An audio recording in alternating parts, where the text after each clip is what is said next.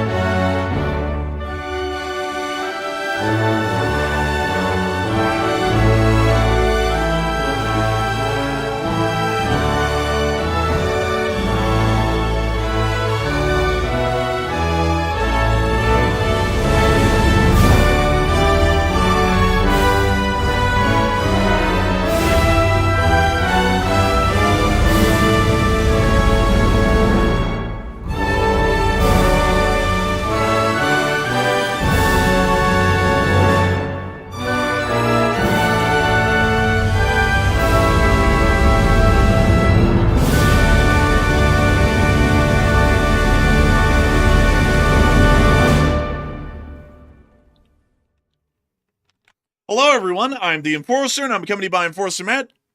And good evening, folks. It's Enforcer Matt, and welcome back to day 1364 of the War News stream. And the world went berserk yesterday on our off day, and also berserk today as well. We have seen Ukraine launch a large-scale drone attack on Moscow this evening. Also, Poland was attacked by Russian forces, that's confirmed, near Warsaw on a railway track. And also, the U.S. military forces are approaching the Venezuelan coast today, and also issuing airspace alerts. And it's good to see you all once again. And of course, we're going to be covering the past 48 hours of news from around the world, but primarily the last 24 hours alone, as a major amount of escalations, detail, and major news have started to transpire over just the last day of news alone. We have been able to hear from the Polish Republic that they have now stated that an explosion that occurred on a Polish mainline railway near to the city of Warsaw is directly connected to Russian intelligence, and this is the first time that a NATO state has declared that the Russian Federation has conducted a deliberate armed attack on the soil of a NATO state. And other prior times, while the Polish did state that the Russian drone attacks were conducted by the Russians, they never stated that it appeared to be an openly deliberate act against the state of Poland, and only said that there is a possibility. This is a major escalation. It is the first explosion that has ever been seen conducted by the Russian Federation on NATO soil, and we are awaiting further developments from the Republic of Poland and the entirety of the NATO alliance as to the ongoing developments and possible or lack of possible escalation that may happen as a result of that action that occurred outside of Warsaw. Poland is demanding that the Republic of Belarus hand over the members of the group that conducted the explosion, but we have not heard a response from the Belarusian authorities at this time. In the meantime, we have also heard that the Russian Federation's arms industry is in the absolute state of collapse at this point, as their export volume has decreased by more than 50%, and a large amount of the companies are suffering from great financial strain, with a large amount of the equipment that would have been possibly filling export orders being diverted to the Russian army due to the significant losses that are being seen in the current war in Ukraine. Meanwhile, we have also been able to hear that there has apparently been a radiation alert within the Zhytomyr oblast of Ukraine earlier today. It is unknown as to why that alert went out, while at the same time, Ukrainian armed forces have been holding the city of Myrnohrad and have been stopping the Russian Federation from advancing any farther, both in Pokrovsk and the city of Myrnohrad. This has led to the Russians using Fab 3000s, the largest guided bombs that they have within their arsenal, to conduct airstrikes on the Ukrainian garrison within Myrnohrad in an attempt to shake them up and allow for the Russian ground assaults to have a greater amount of success due to the Ukrainians either being suppressed or completely destroyed within the city. The United States of America has also seen, apparently, that approval has quietly been given in the background for the Ukrainians to resume normal strikes, at least with ATACMS long-range missiles, as the city of Voronezh, from what we have been able to hear, according to information provided by the Ukrainian Armed Forces today, used a series of ATACMS precision-guided missiles to conduct an attack on the city of Voronezh. We are unsure as to how many of these missiles made it through the Voronezh air defense perimeter, but it does appear that this is the first time and the longest range strike that we have seen ATACMS used in at this point, and as far as the range, this is the longest range attack conducted by American-made ATACMS missiles throughout the entirety of the war. Meanwhile, we have also heard within the Caribbean, the United States endless hunt for Captain Crack Sparrow appears to be back on, and the ball is being played, at least for now. We are seeing that the United States of America is conducting a significant military exercise near to the area of Trinidad and Tobago, while further KC-135 aerial tankers are arriving within Puerto Rico at this moment. Venezuela is still conducting mobilizations nationwide, and also appears to be conducting their own war game in response to the United States of America, involving Su-30s and Mi-17s that were photographed earlier today around the area of the city of Barcelona, Venezuela.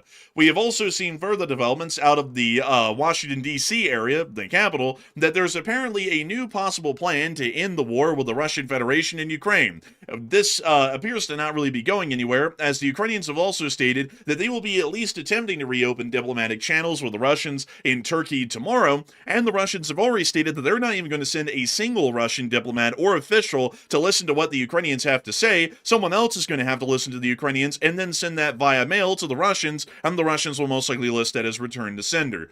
We've also seen in the Middle East that the Israelis are conducting airstrikes against Hezbollah within southern Lebanon, and the Russian Federation apparently has 700 of its citizens working in the nuclear industry within the Islamic Republic of Iran. Tell me they aren't conducting nuclear enrichment without that clearly giving it away. But we will be making sure to get into each and every single bit of this major news that we have gotten over the course of the day. Of course, starting with our largest stories first, and then working our way on down into the smaller stories of the night, as we usually do. And of course, folks, we are going to be moving on into our first and largest story of the night, which is coming from the Republic of Poland. Many will know that the Republic of Poland is largely NATO's bulwark on the eastern frontier against the Russian Federation and its ally, the Republic of Belarus. Poland has the largest ground army and one of the largest air forces within the entirety of Europe, second only to the U.S. air forces that are within Europe, and even first compared to the U.S. ground forces that are currently inside of Europe. Poland has seen multiple attempts by the Russian Federation to conduct escalations or armed provocations against their country over the past year. Throughout the years, we have heard multiple times of Polish authorities arresting Russian spies throughout the country that were attempting to take pictures and videos of sensitive military sites and information, and recently, several months ago, we saw a Russian Federation drone incursion that consisted of nearly 24 drones and apparently a missile that was unarmed without a warhead, or a decoy missile basically, that flew into Poland, and some were found even as far north as the area around the Gdansk port region. After that, we have seen that the Polish Republic has been with incredibly high tensions, facing down the Russians and the Belarusians at the border, including border shutdowns with Belarus that lasted for a significant period of time. Now we see that the Polish Republic, as of yesterday, came under a brand new type of attack, and one that is quite truly the first in NATO history at this moment. We have now heard from the Polish, after an investigation was launched into an explosion the other day, that Russian intelligence was behind the sabotage and the direct explosion on the Polish railways. This was according to Reuters, which cited this information between a representative of the Polish security forces and another individual. This situation is quite significant. And to give you all a little bit of additional information about the actual situation that unfolded yesterday, a third act of sabotage was conducted on Poland's railway railways, a metal plate with a smartphone was found on the tracks. Another suspicious device had been discovered on the Warsaw-Lublin line near the Polowie Azadi station. Patrol teams found a metal plate directly bolted onto the rail. A few dozen meters away, a smartphone was attached to a sleeper with wires. The information comes from a Polish news channel that monitors railway incidents. This is already the third incident on the same line. On Sunday evening, near the Polowie station, the overhead power line was also damaged. A high-speed train had to make an emergency stop, and the locomotive's pantograph was broken, and 3 windows in one of the carriages were shattered by an overhanging line. These are significant instances, and according to the Polish authorities inside of Warsaw today, they have now raised the security threat for Polish railways to Code Charlie. Code Charlie being the second highest level, only behind Delta. This is now showing a heightened sense of security and also vulnerability along the Polish state railways, and is showing that they believe that terroristic actions or armed actions by partisans or spies in support of the Russian Federation are a high likelihood on the railways of Poland throughout the entirety of the country, especially around the capital area, considering that that's what we've seen so far.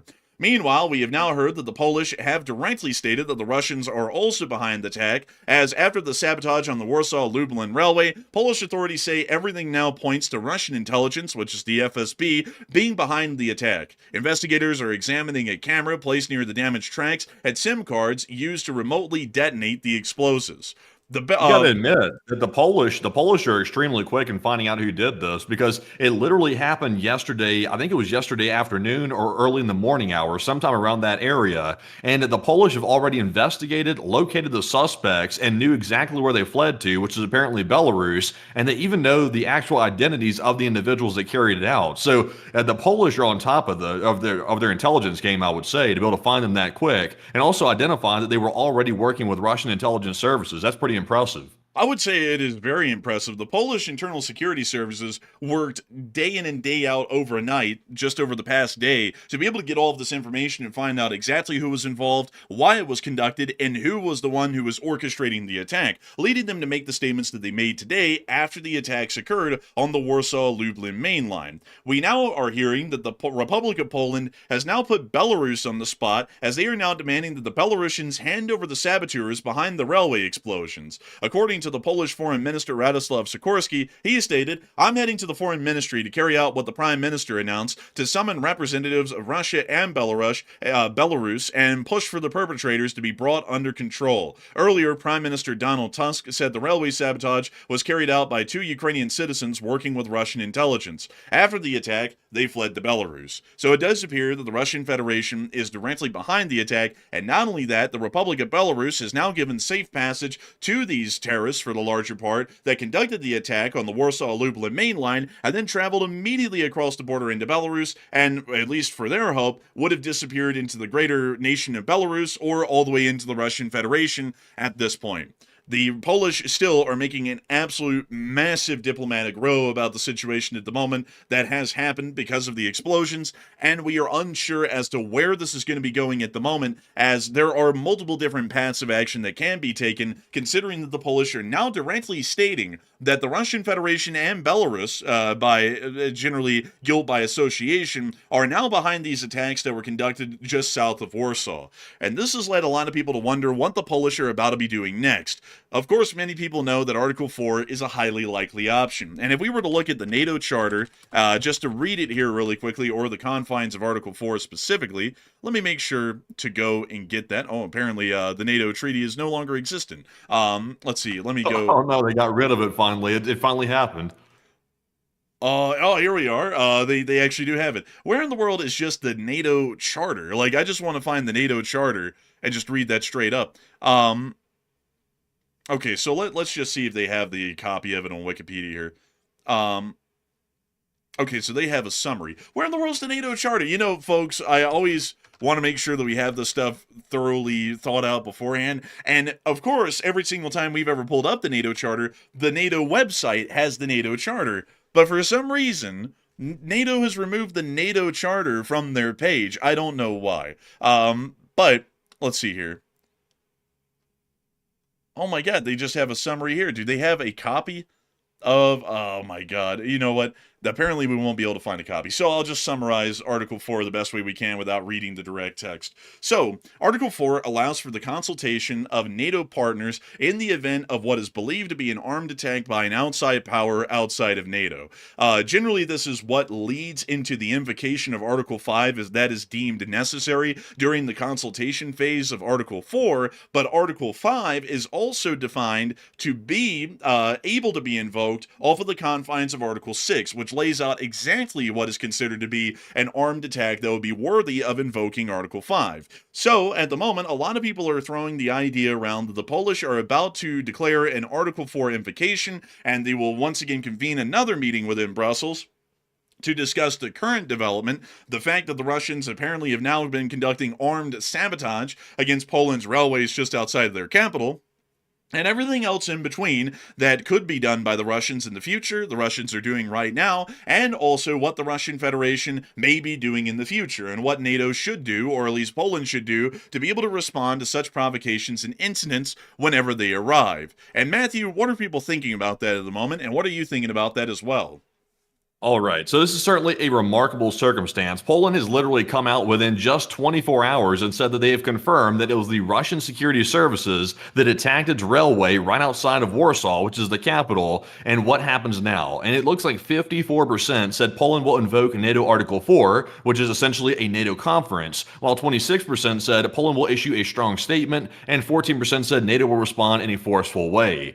So right now, we have not really heard a NATO response to this issue right here. It seems like NATO itself is being pretty silent about this issue, which is pretty much status quo for the NATO alliance. They do not like to jump headfirst into things, and even when they decide to address it, usually it's a very weak response, at least from what we've seen in the last couple of years. So we can expect that Poland likely will invoke NATO Article 4 over the next coming days. That seems to be something that all the countries are doing. We have seen Poland invoke it before when they were attacked by drones from Russia, but nothing really came out of it, though. That's the big deal. Nothing really came out of that Article 4 convention. It was pretty much just a strongly worded statement, and that was pretty much it. Also, they did do some military exercises on the Belarusian border inside of Poland, but once again, nothing too large. So, me personally, I think we can see NATO Article 4. Don't expect anything crazy to happen, though. I don't think Article 5 is going to be invoked over this, even though it probably has a pretty strong case for being invoked. I don't think that's going to happen. That's really not the NATO way. But Enforcer, what say you? I would have to say that I would be with the 55%. Article 4 is definitely going to be invoked probably tomorrow or the next day after because of this incident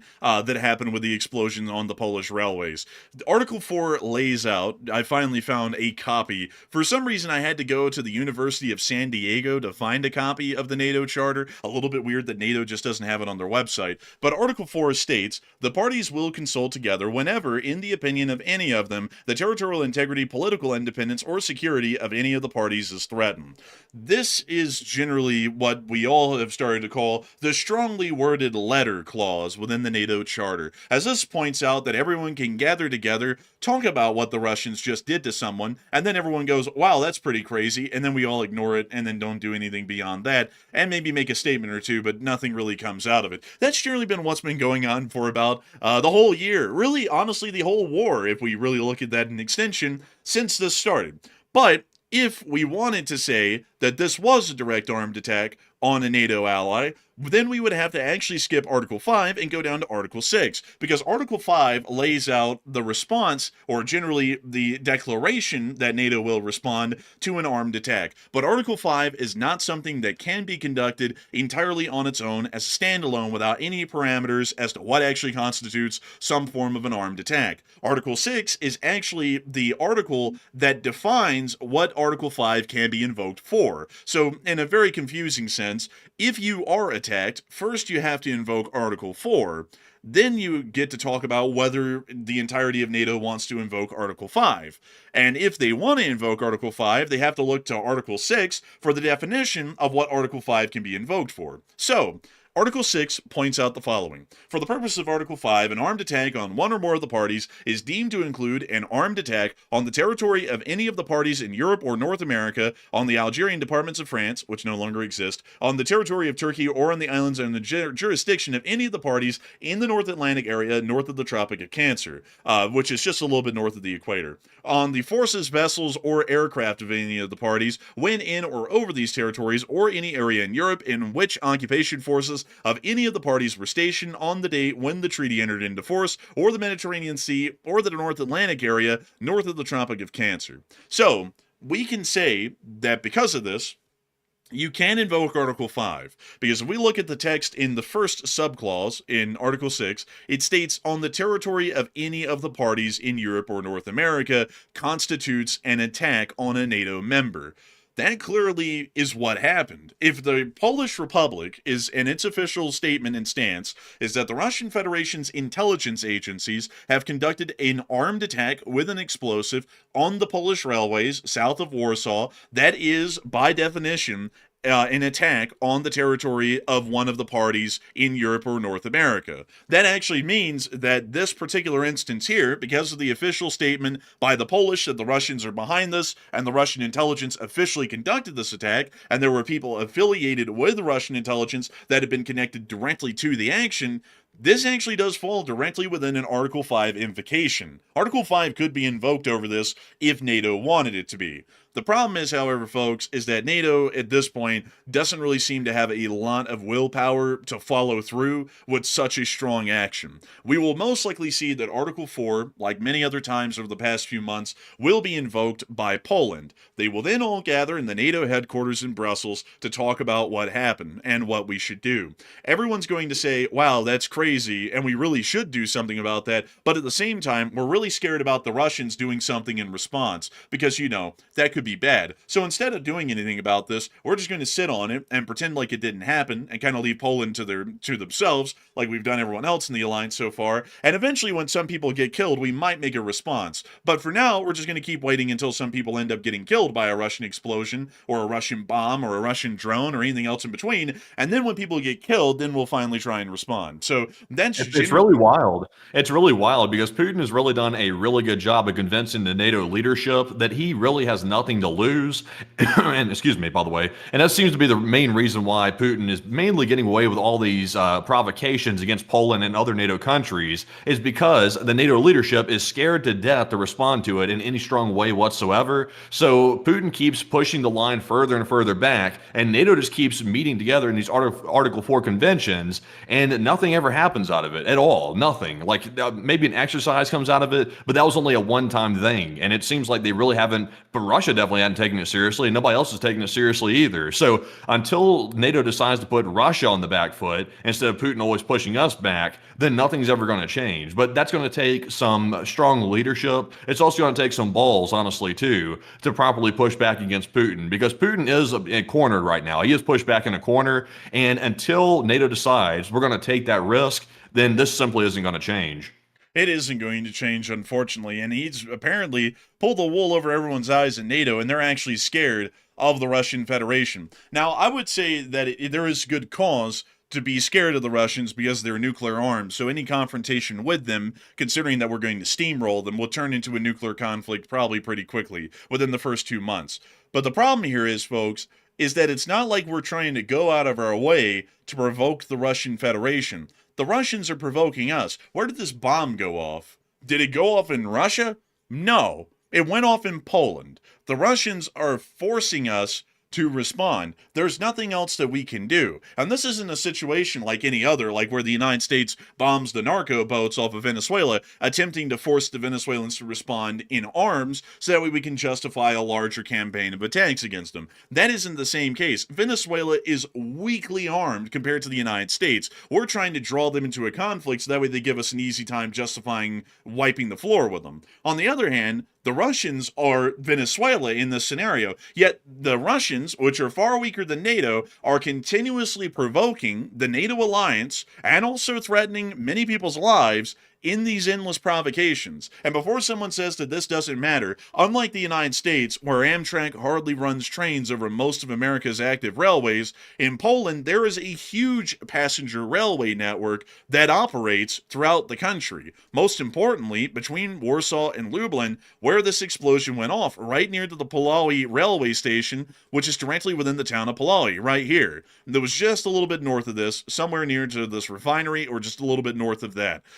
this explosion could have ended up derailing a passenger train. And if a passenger train had derailed at high speed, that could have killed several people at a minimum. It could have killed dozens at the most. This attack right here that was conducted by Russian intelligence could have killed dozens of people in the worst case scenario. And we don't need to view it as, well, nobody was killed, so no harm, no foul. I mean, if a home burglar broke in your window and rummaged through your house but didn't steal anything, would you go, oh, well, he didn't steal anything, so no harm, no foul, I might as well not even call the police? No, you would still call the police and file a police report that your house had been broken into and robbed, and if you had any security camera footage of that, you would hand that over to them so that way they could identify the guy and try and eventually arrest him. Same situation here. The Russians could have killed people. That's what they've been doing for weeks now with the drone incursions, and now they're doing it with direct explosions inside of a NATO state. They could kill plenty of people in this country right here. They could kill plenty of people anywhere. They could end up killing plenty of people in the United States someday. We have to treat it like that. This is a situation where the Russians blew up a bomb on a railway that could have killed tons of people that are inside of our alliance. If we won't respond to this, what are we going to respond to? Because this is a theoretical, it could have killed people, and it was very close to it because the passenger train had only passed over the line just several minutes prior to the explosion happening. When are we going to respond? If we're not going to respond now, the only time that we're going to respond is when people actually get killed. And that's not when we should be responding. We should be forcing the Russians to back down right now before people end up losing their lives, and it becomes a situation that we cannot avoid. If we want to avoid a conflict with the Russian Federation, we cannot sit there and wait for people to get killed. If people get killed, we are forced to respond to the Russian Federation in an armed confrontation at that point. There's no way for us to back off. The public in Poland will be outraged. Everyone in NATO is going to be outraged, including everyone in the United States. So we will be forced in our our democratic leadership here in the United States and in the rest of the NATO alliance to respond in arms and go into a war at that point if they kill people. To avoid a larger conflict right now, we have to escalate the situation at this moment to stop the Russians from conducting an attack, which is going to inevitably kill people, so that way we can make them back off. We don't see people die inside the NATO alliance, and that doesn't force us to respond by directly going into a war against the Russian Federation. That's what we should be doing right now, and that would be the smartest and safest course of action that we could see at the moment. Yeah, they should be doing that. And also in the short term, one thing that Poland needs to do, and this is something that is considered extreme by some people, to me, I would say it's common sense. They need to close the border with Belarus because that is where the perpetrators fled to.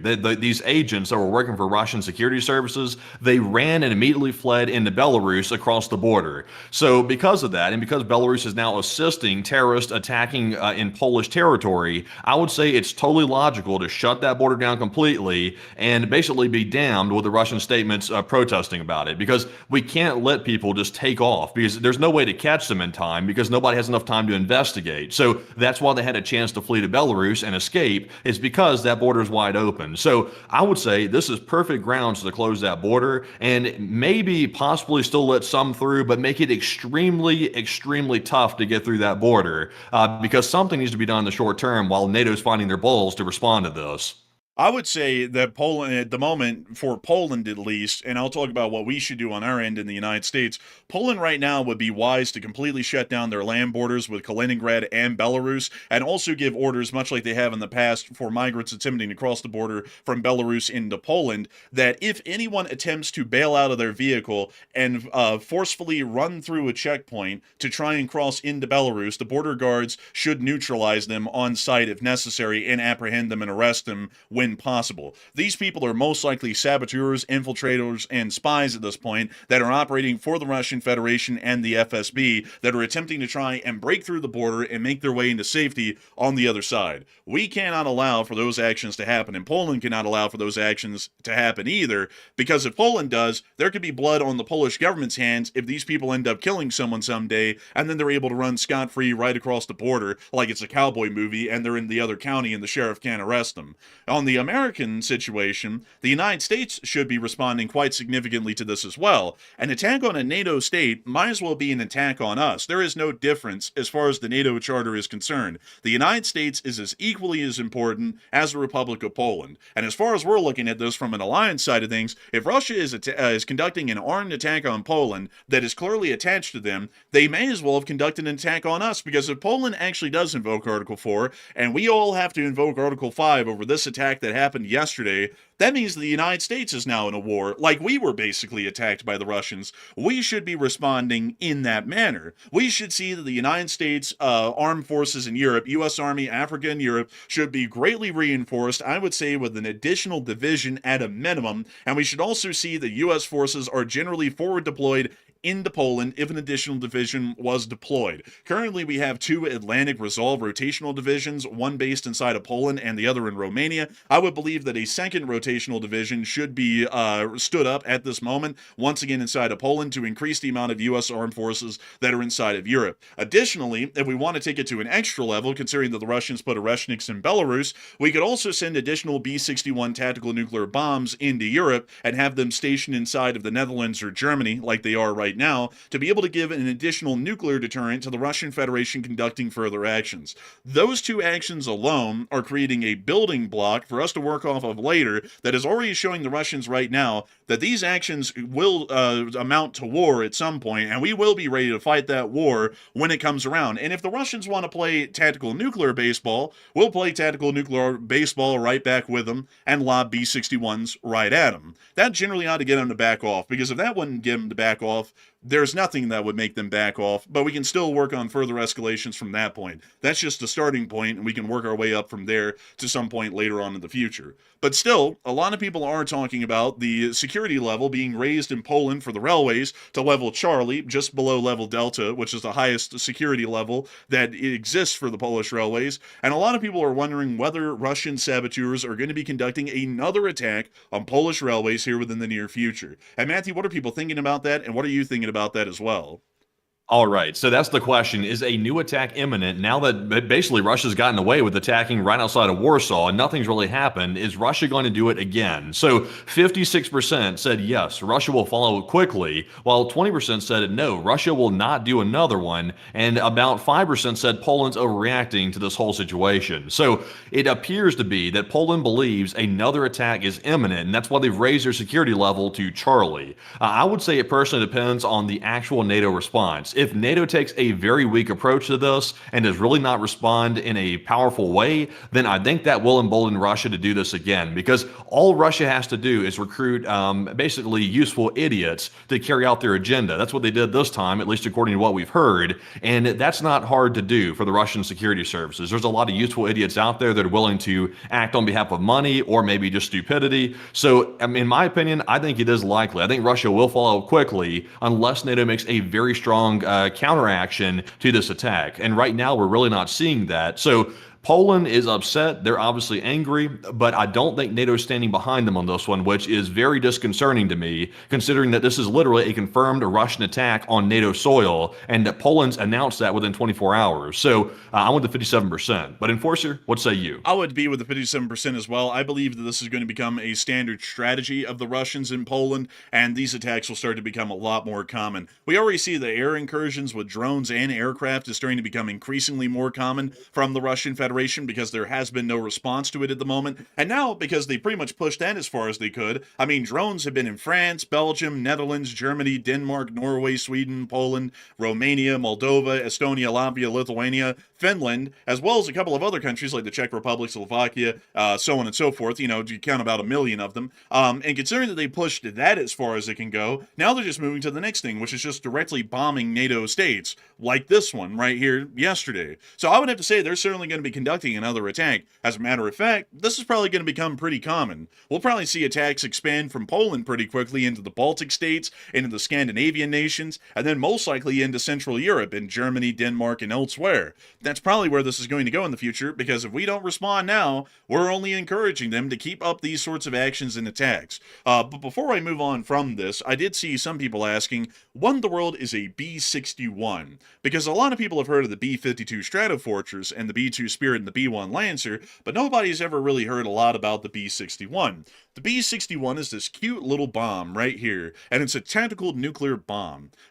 These are quite unique in the fact that a lot of people really don't know about them. Loads of people know about the Tridents and the Minutemen and so on and so forth that are in the U.S. arsenal. Those are our big caliber nuclear weapons. But we also have these little caliber nuclear weapons, these smaller ones here. They're called tactical nuclear weapons because they're not used on a strategic level like the big ones. These are used in a tactical setting on the battlefield. And these little nuclear bombs are designed to be able to go up against an armed force, not to obliterate an entire nation, but to just go up against an army group or something similar. So to explain how these work for people who may not know a lot about nuclear doctrine, there are two different types of nuclear weapons. The big ones, the strategic ones that I was just talking about, those are the ones that we have sitting in a nuclear silo in some place like Wyoming or Nebraska, and when the time comes, if someone fires a whole bunch of giant nuclear warheads at us, we fire off all of our giant nuclear warheads out of the silos in Nebraska, off of our nuclear submarines at sea, and they end up hitting the Russian Federation, and we obliterate them, or the Chinese, or anyone else that goes up against us. We would obliterate them at that point. But before that happens, there's actually another little nuclear phase that happens right before that, which is the tactical nuclear phase. So what would happen in that scenario where these bombs will be used is that war has just broken out with someone. So it's Russia or China or someone else like Iran. Say they're nuclear armed hypothetically. So we end up fighting this war with them, and we end up steamrolling one of them. Like the Russians, for example. We start marching on St. Petersburg, and we lay siege to the city of St. Petersburg. Russia at that point is going to get really desperate, and they're going to fling their own version of a tactical nuclear weapon at us. And the explosions are big, but they're still small enough that they only take out, say, like a division level element, or a brigade, or a couple of brigades. So, you know, like about 10 or 20,000 guys in one go. It's not the biggest explosion that you'll see, but it will be very effective. Once they do that, we pull these out, which are the B-61s, and then we start to tactically nuke their guys on the other side of the front line, on their side of the battlefield. And then we do that until we run out of B-61s, or until we negotiate a ceasefire, or until their side is completely destroyed and we keep rolling forward, and then that's when they fire the giant nuclear weapons at us, and we fire our giant nuclear weapons back at them. That's basically where this little nuclear bomb falls in. And that's why I'm saying that we should be sending these to Europe, because if the Russians think that they're going to continue to escalate against us with nuclear weapons like the Oreshnik and all of the other nuclear weapons that they've been coming up with recently, we need to show them that we mean business. Or we will execute that first phase of a nuclear exchange successfully, and we will have enough nuclear weapons in theater that will be entirely possible. It will be assured mutual destruction on the battlefield before they even get to a strategic nuclear exchange. And that should scare them enough, because the Russians generally are more scared of us than we are of them. That should scare them enough to get them to back off and stop conducting drone incursions and also railway sabotage like they are right now. And if it didn't, well, nothing would have stopped it at that point. I mean, if nuclear escalation doesn't stop these unsolicited attacks by the Russians, nothing ever would. So this would generally be a good step in the right direction to send a couple of more of these to Europe, maybe just 4 or 5 of them, not an incredibly large number. But we could see about sending those and then seeing where that goes from there. And also send an additional division of infantry along with armor and their additional supporting units to Poland as well, to also show them that we will have a requisite armed force within Poland that will be able to face any attempted Russian invasion if that was to happen. That's generally what my approach would be at the moment if I was the president of the United States, but I'm not, so it's all hypothetical at the moment. But anyways, moving on from that, we've also been able to hear that while the Russian Federation did conduct an unsolicited and direct attack against the Republic of Poland, it doesn't really appear that their arms industry is doing too well either. News has started to emerge from the Russians themselves that the Russians' armed industry is just completely collapsing. Rostech's own chief admitted at the Dubai Air Show that Russian weapons exports have fallen by half since 2022, a sector that once brought in $14 billion a year to the Russian Federation. Independent estimates paint an even darker picture. Russia's exports have plunged 92% since 2021, dropping from 47 client countries to just 33, and the 33 that are left are the wildly small ones. Moscow has now lost its long-held number 2 exporter spot to France. So now in the world, right now, Here's the number one arms sellers in the world. Number one is always the United States of America. We're just the best at that. Number two is France, crazily enough. And then number three is Russia, or it's probably the Israelis or Germany. Germany is also a huge arms exporter. The Ukraine war has brutally exposed the actual quality of Russian weapons. We've seen that for 1,364 days. Years of propaganda promised world-class systems. Yet battlefield performance has shown equipment that breaks, malfunctions, or gets destroyed by drones worth a fraction of the price. Even Russia's own defense monopoly admits both civilian and military production is currently struggling in Russia. It's not looking good for them at all. It's looking actually quite abysmal. And considering that the Russian Federation's record in Ukraine has been wildly poor, it's not really the sanctions that's stopping a lot of people from buying Russian weapons. It's that they're actually watching Russian weapons on the battlefield in Ukraine, and they're seeing that they work terribly. Western weaponry looks far superior to anything that the Russians would provide, and considering that most Russian weapons are only 30 to 40% cheaper than their NATO counterparts, a lot of people these days are starting to come up with the idea, why in the world would we buy Russian instead of just spending that additional 30 to 40% and getting NATO weaponry that is pretty much guaranteed or bound to hardly fail, and if it does, it's because it was just so overpowered there was really nothing else that could have been done about it. So it does appear that Russia's arms industry is going to be going down the drain, and considering that a lot of arms industries globally, including the United States, is supported by a large amount of export contracts to float the expensive cost of producing, designing, and creating these weapon systems, the Russian Federation's military-industrial complex may be a thing of the past by the time this war is over. But Matthew, what are people thinking about this, and what are you thinking about this as well? All right. So right now, the Russian arms industry is in the dumpster at this point. Their exports have fallen by 50%, which is monumental for an exports collapse like that. That is crazy. And right now, we're trying to figure out why is that the case, basically? What are your thoughts on it? And 64% said Russian equipment has been proven ineffective and nobody wants that junk, while 25% said Russia can't deliver weapons on time, and that's the reason why people are probably not buying it. And 7% said it seems like something else. So we have heard in the past, or at least we heard allegations, that Russia was not able to deliver weapons on time, and I think they'd even had some canceled orders before because they need to manufacture stuff for the Ukrainian front, and therefore they're getting pushed back on their timelines for exporting weapons. We've heard that before, but honestly, I would lean toward the idea that people are seeing Russian equipment failing on the front lines, and they're looking at the performance of it, and they're thinking, do we really want to buy that and wait that long to receive it if it's trash equipment? And most people are saying, we'll find somewhere else to buy our stuff from. We don't want to wait for it. And also, we're not buying junk from Russia. So Russia's exposed that their equipment's not that great. And also, we're seeing on the front line it's failing daily. And I would say, personally, I'm with the 64%. Nobody wants that junk. But Enforcer, what say you? I would have to be with the 64%. Nobody wants Russian garbage. And, you know, it's actually kind of funny, folks. The Russians went through this twice now. Once after the Gulf War, and then also in the modern day. And this is so funny, folks, when you actually talk about it, because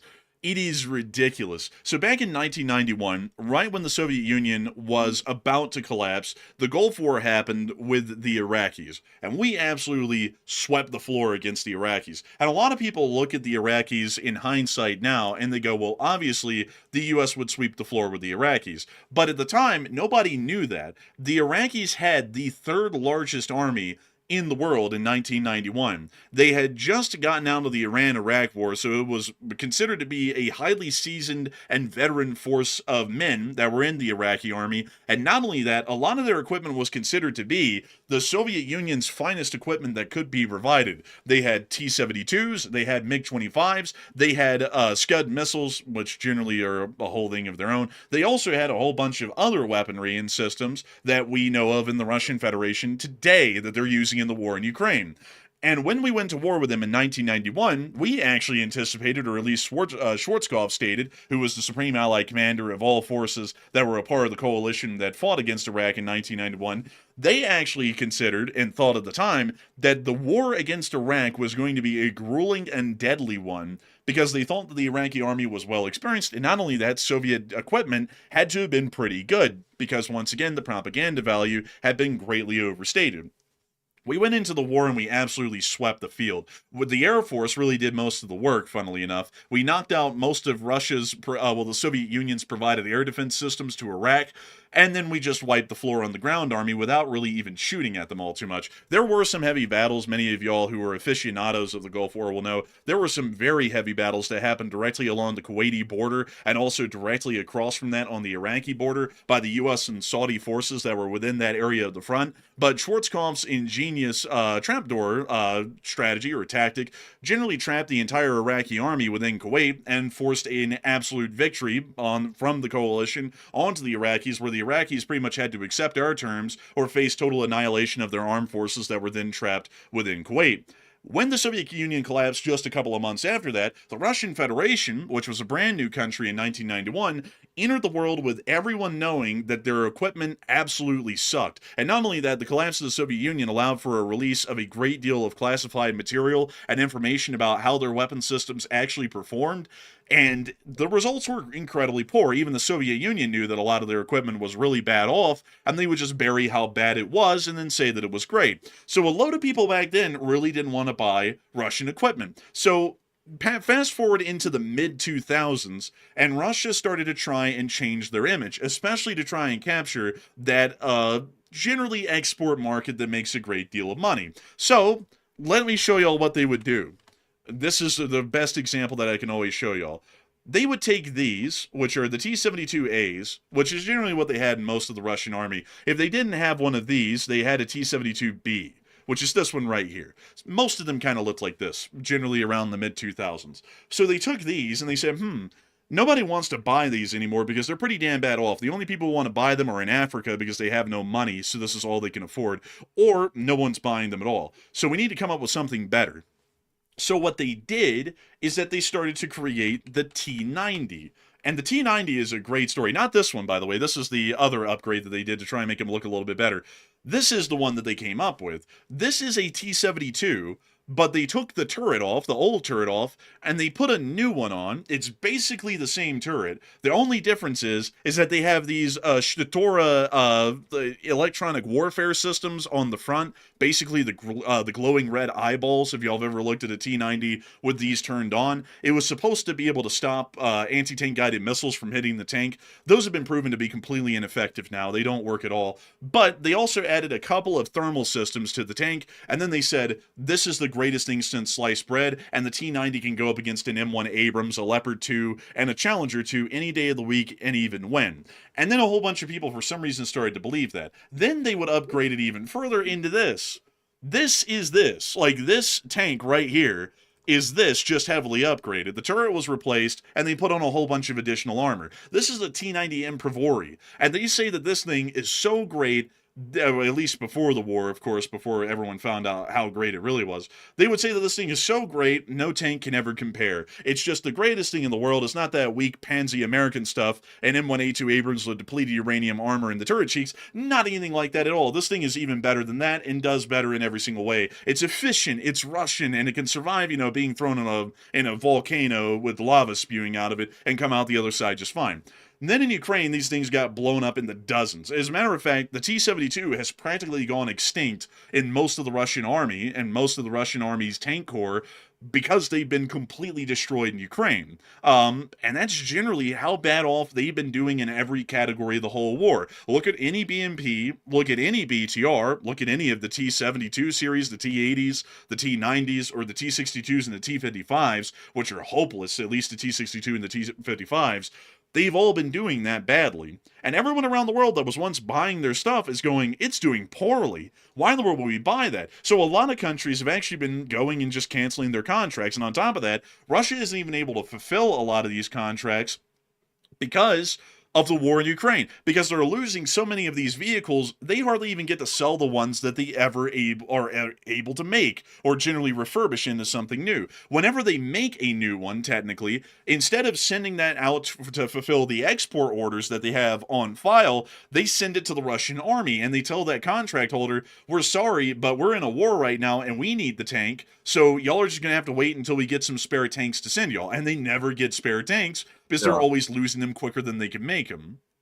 And also, by the way, for Russia to always boast about how good their production capacity is for all their equipment, how come we see so many Blyatmobiles on the front lines? Like these really ragtag-looking vehicles, like old beat-up Ladas that they've like taken a sawzall to like chop the top off the Lada. It's like, why do we see so many of these vehicles if they're truly producing what they claim they're producing? And also, why are we still seeing donkeys and sheep and other animals being used on the front lines as a proper method of moving equipment? If it's true that they're producing so much, we shouldn't be seeing all that. So I think they're just bullcrapping about pretty much all their production capabilities. I think it's a bunch of hot air. And it is true. It is a load of hot air because at the earlier part of the war, folks, we already were saying on the channel, which is something that people had to catch on to in most of the world later, that Russia does not have the ability to produce their own main battle tanks. They can refurbish some of them and make them into modernized versions of the older ones, but they can never make a new one. That's pretty much impossible for them. And that was proven when they canceled the T-14 Armata project last year.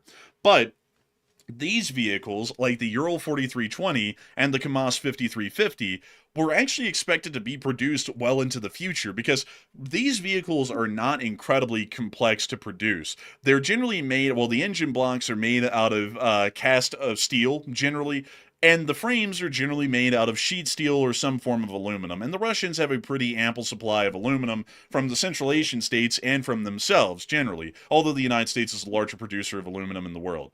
Still, we were saying these could be produced well on into the future. So while we may see that the Russian armor is destroyed, the Russian logistics system ought to keep running at a generally good capacity well on into the future, even if they take extreme losses. Extreme losses later, a couple of years in the future, they just completely ran out of these. We hardly ever see KAMAZ 5350s or Ural 4320s anymore on the battlefield either, because lo and behold, even Ural and KAMAZ, which just produce trucks, there's nothing incredibly mechanically complex about these.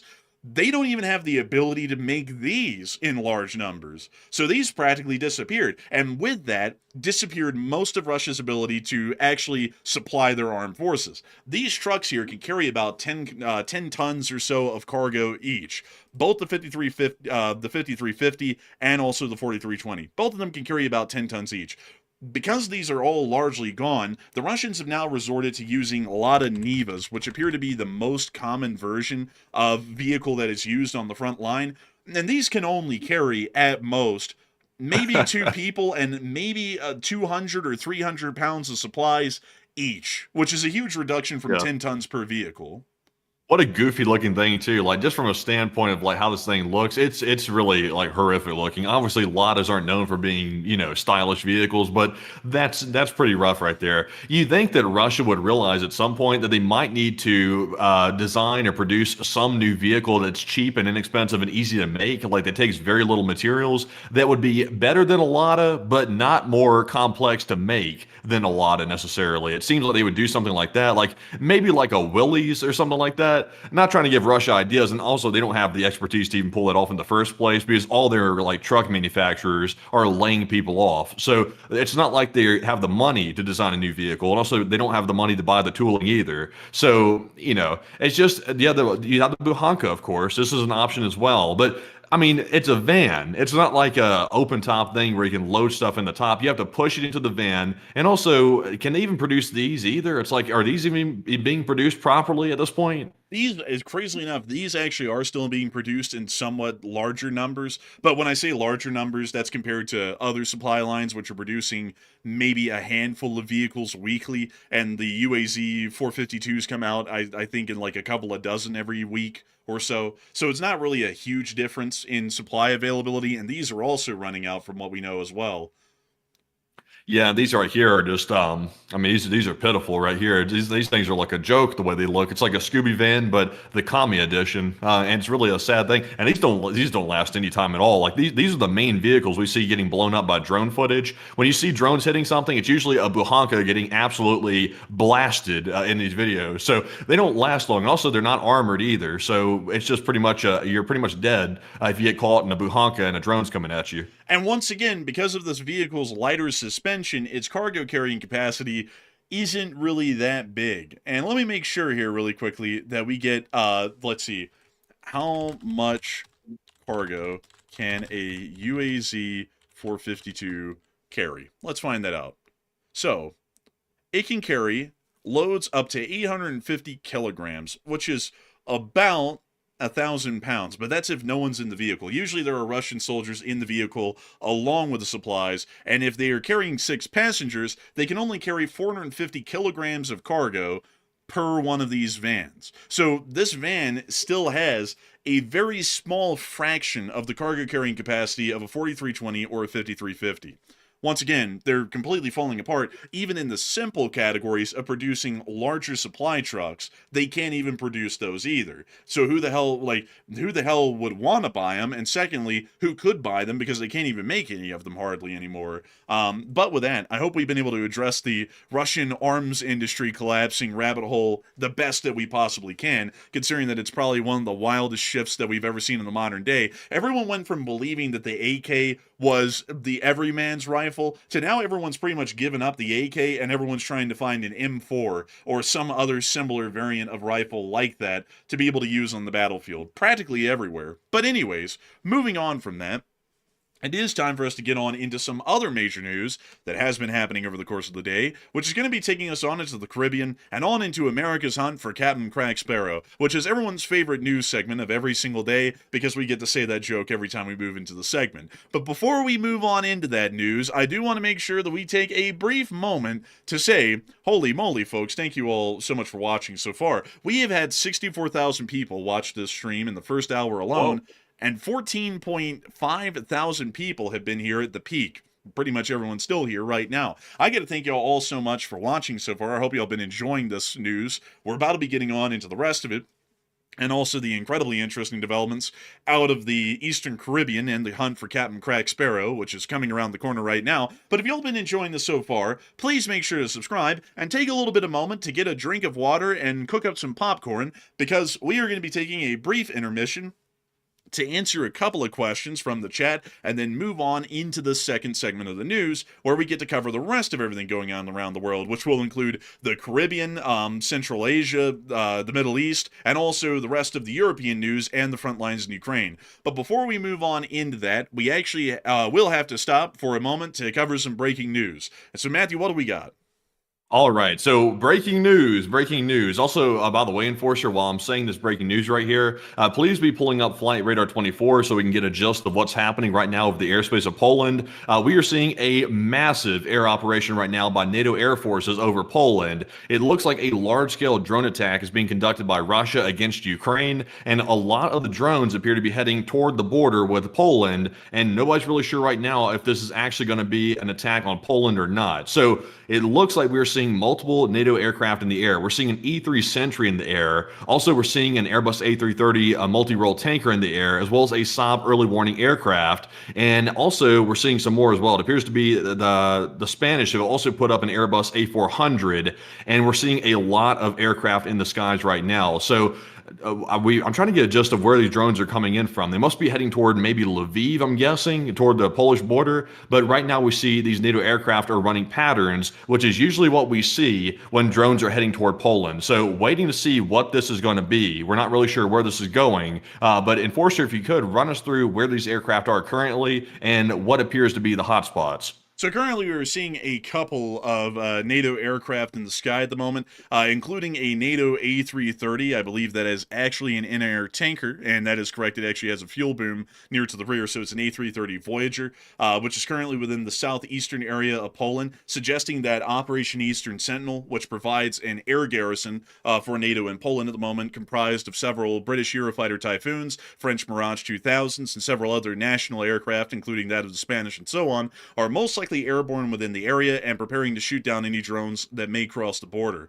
At the same time, we are also seeing a NATO E-3 Sentry operated by NATO command directly instead of an individual nation that's a part of NATO, conducting orbits directly along the Ukrainian border. The E-3 Sentry is pretty much the eyes in the sky for the aerial operations currently, and with its AWACS and command abilities, it is not only able to detect incoming air threats, but it's also able to coordinate the air assets that we have in the sky currently within southeastern Poland to ensure that they are directed towards the targets that need to be shot down. Additionally, we are also seeing, apparently at the moment, that there is another flight, Thunder 1 of the Polish Air Force, that has taken off within the northern part of the country, but appears to have disappeared off of transponder at the moment. So it does not appear to be public to Flight Radar 24 any longer. And we are also seeing that a Saab 340 of the Polish Air Force, an Airbus A400 Atlas of the Spanish Air Force, call sign Dumbo 1, has taken off from Lithuania and is currently traveling south into the area of Poland, although that aircraft has also disappeared off of Flight Radar, suggesting that its transponder is now off at this moment. So that is currently what we're... Also, by the way, I do have a statement here. I've just gotten a statement from Poland right now, and we've reposted that to our Twitter page. It looks like Poland is saying that in connection with the attack by the Russian Federation carrying out strikes on facilities located on the territory of Ukraine, Polish and Allied aviation is operating in our airspace, and they say they are currently scrambling their early warning aircraft. Every aircraft you see on Flight Radar 24, they're mentioning those, and they say the actions are of a preventative nature and are aimed at securing the airspace, and right now they're not saying that any have entered their airspace. So that appears to corroborate what we've heard as well. Right now, we have not heard any confirmation. Excuse me, by the way, that dust is getting to me in this place. I got to turn that air filter back on. But we are not seeing any confirmation that the drones are heading into Polish airspace. It looks like they are generally staying in Ukraine for right now. So no cause for a major concern yet. But at the same time, though, when the drones start heading that close to the Polish border, you got to stay alert because obviously Poland takes it very seriously and we got to keep an eye on it. So we'll have to sort of follow this as it goes throughout the night and see if any crossover. But for right now, it is not confirmed. I would have to say it's a fairly interesting development. Once again, we will be keeping track of this. It does seem, however, at the moment that this is a standard response that we've seen during Operation Eastern Sentinel, as well as before that, after the Polish had a large amount of drones fly into their airspace during the midst of a Ukrainian air attack. We have commonly seen that Poland will scramble their air force, and NATO will also provide AWACS and additional equipment to be able to allow for the Polish Air Force to defend the airspace if the action is necessary. So right now, this is a precautionary development, much as they've happened for about a couple of months at this point. But considering this is coming right after the Russians blew up a mainline railway within Poland, it makes it a little bit of something to pay attention to at the moment. So a huge thanks to Enforcer Matt for sharing with us that breaking news at the moment, and we'll be keeping an update on this and telling you all about any major developments that happen while we're on air. If we don't speak about it from here throughout the rest of the night, that means there's really no major developments going on. But if we break to get back to the story, then that means the Russian drones may have made it into Polish airspace, and the Polish Air Force may be trying to shoot them down, but we will have to wait and see. But with that, Matthew, what kind of questions do we have in this question segment? All right, so let's jump into our first super chat of our first question segment here, and this one goes to none other than Bobby, also known as LC39A, and he puts in a very generous $100 donation, and thank you very much, Bobby, for that support right there. We do appreciate that very, very much, and he said, all stand. Hey, and a huge thanks to you for the support, Bobby. And you put that in right during the national anthem, I believe, which I think that national anthem is absolutely beautiful. Why don't you stop playing that beautiful music? And it was incredibly beautiful. That was actually the Star Spangled Banner, composed by Marcos Barilari and played by Budapest Scoring in Budapest, Hungary. Really great national anthem, in my opinion. One of the best, in my opinion. It sounds proud and powerful. I like him that way. I think it's really good. And so, humongous thanks to you so much once again for that incredible support and helping this channel to keep on running, and making sure to remind everyone that everyone should stand for the national anthem, or at least take a moment of silence for our national anthem. So a huge thanks to you so much once again. I hope that does address that incredibly well. And with that, we are on to the next one. Now, Matthew, who in the world could the next super chat be from? So the next one, by the way, and also by the way, I tell you what, Enforcer Matt, he's dusty over here. I tell you what, I got to get a humidifier or something, to be perfectly honest, because that dust and that cold, dry, snow, winter air in Salt Lake, that stuff right there has got me feeling dustier than Vladimir Putin at this point. So I got to get something to deal with that. So I will be doing that. But jumping into our second super chat here, this one goes to none other than Bobby once again. He throws in another massive $100 donation, and thank you very much, good sir, for that second massive support and bankrolling the channel yet again. And Bobby said, USA in Europe is like an ace pitcher, closing pitcher, and it won't start the game, but it will surely successfully end the game.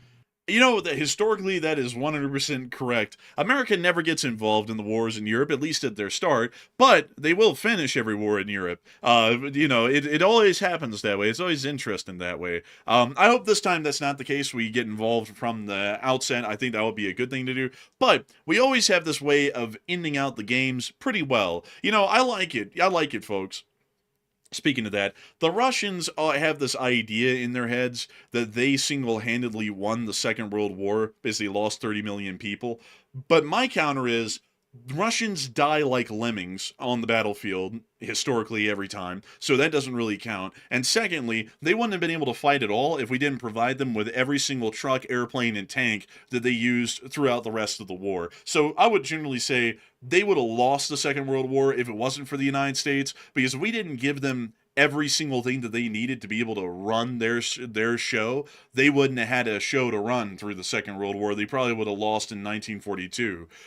Or they would have just lost as many people as they did, and they would have had to just get a ceasefire with the Germans, and we still would have steamrolled the Germans anyways, and probably ended up in a better position at the start of the Cold War too. So, that's my 2 cents on that whole deal. Because, it's a little bit stupid. It's just so stupid to me when you look at the Soviet Union in the Second World War, and you pull up something like a Katyusha rocket launcher, and let me go show y'all this Katyusha rocket launcher. Let me go find this for y'all. You see, the Russians, they try and get rid of the examples, but if you look at that one, what is that, Matthew? That right there, that is a old piece of junk. Yes, that's correct. But what is the truck, Matthew? Do you know what kind of truck that is? I'm going to assume that that's a Ural, I think. No, no. That's an American Studebaker truck right there. Let me go pull one up for y'all, to show y'all. Don't say that. Don't say that. You're telling me that this is an American chassis. This is an all-American chassis.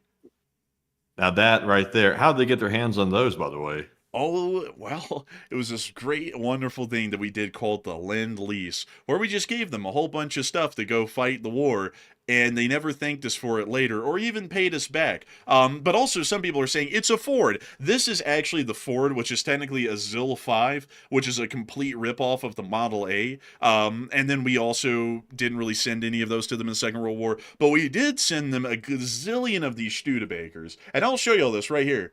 Here is an actual American supply truck Studebaker.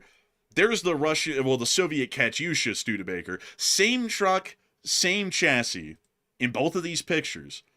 But Damn, the Soviets... That's wild how many people were using those like that. The fun fact is you can't spell Studebaker without stud. So, I mean, it gets around. Man, bro, that's actually a pretty good one. But man, I gotta tell you, it really is like that. And then we gave them a whole bunch of other stuff too. Like, they never talk about it. Like, we gave them a whole bunch of planes and, let me go show you this.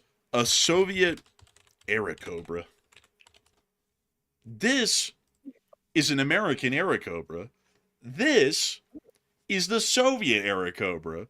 And it's an American Airacobra. It was built in America, and then we would ship it over by boat to the Soviet Union so that way they would have an air force, to fight the war with. And they just completely overlook that part nowadays. And on top of that, they have whitewashed history in Russia to the extreme to completely remove America's endless support for them to even fight the war nowadays, because when they show a Katyusha in Russia nowadays, they never show the Studebaker version. They only show the ZIL version of the Katyusha, because they want to completely erase how much America actually helped them out in the war, because if it wasn't for our help, the Soviet Union and Russia wouldn't have even existed today. Hitler probably would have genocided every single person in the country, because they wouldn't have had a way to even get guys to the front or supplies to the front line, which, it's kind of a little bit crazy when you think about it, because the same supply issues that Russia was having in the Second World War, they're having in Ukraine.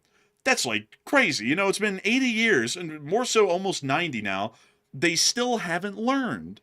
It's like they won't learn. I don't know what's up with that. But anyways, a huge thanks to you so much for the massive support and helping this channel to keep on running, Bobby43, because, LC39A or Bobby43, because if it wasn't for folks like you, amazing and incredible folks like you, we wouldn't be able to keep this channel running.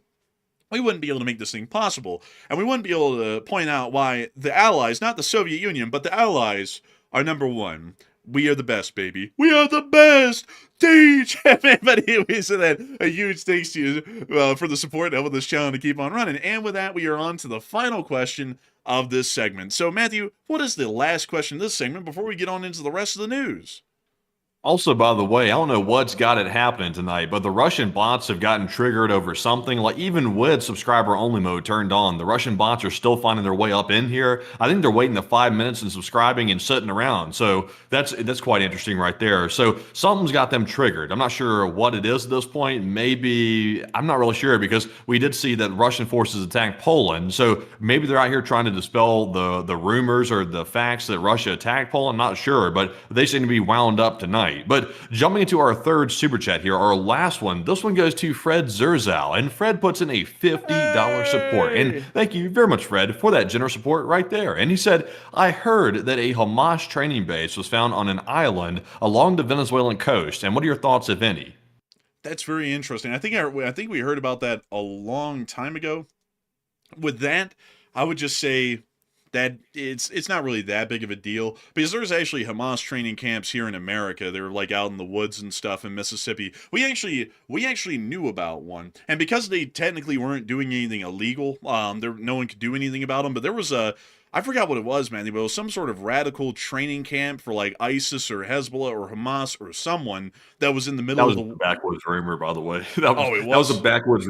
Yeah, that was a backwoods rumor right there. You know, in some places, some people get a little carried away when they see certain things, and they immediately say, "Oh, it's something shady." It's like, well, it doesn't always have to be something shady. It could just be, people going about their normal business. So that was uncorroborated.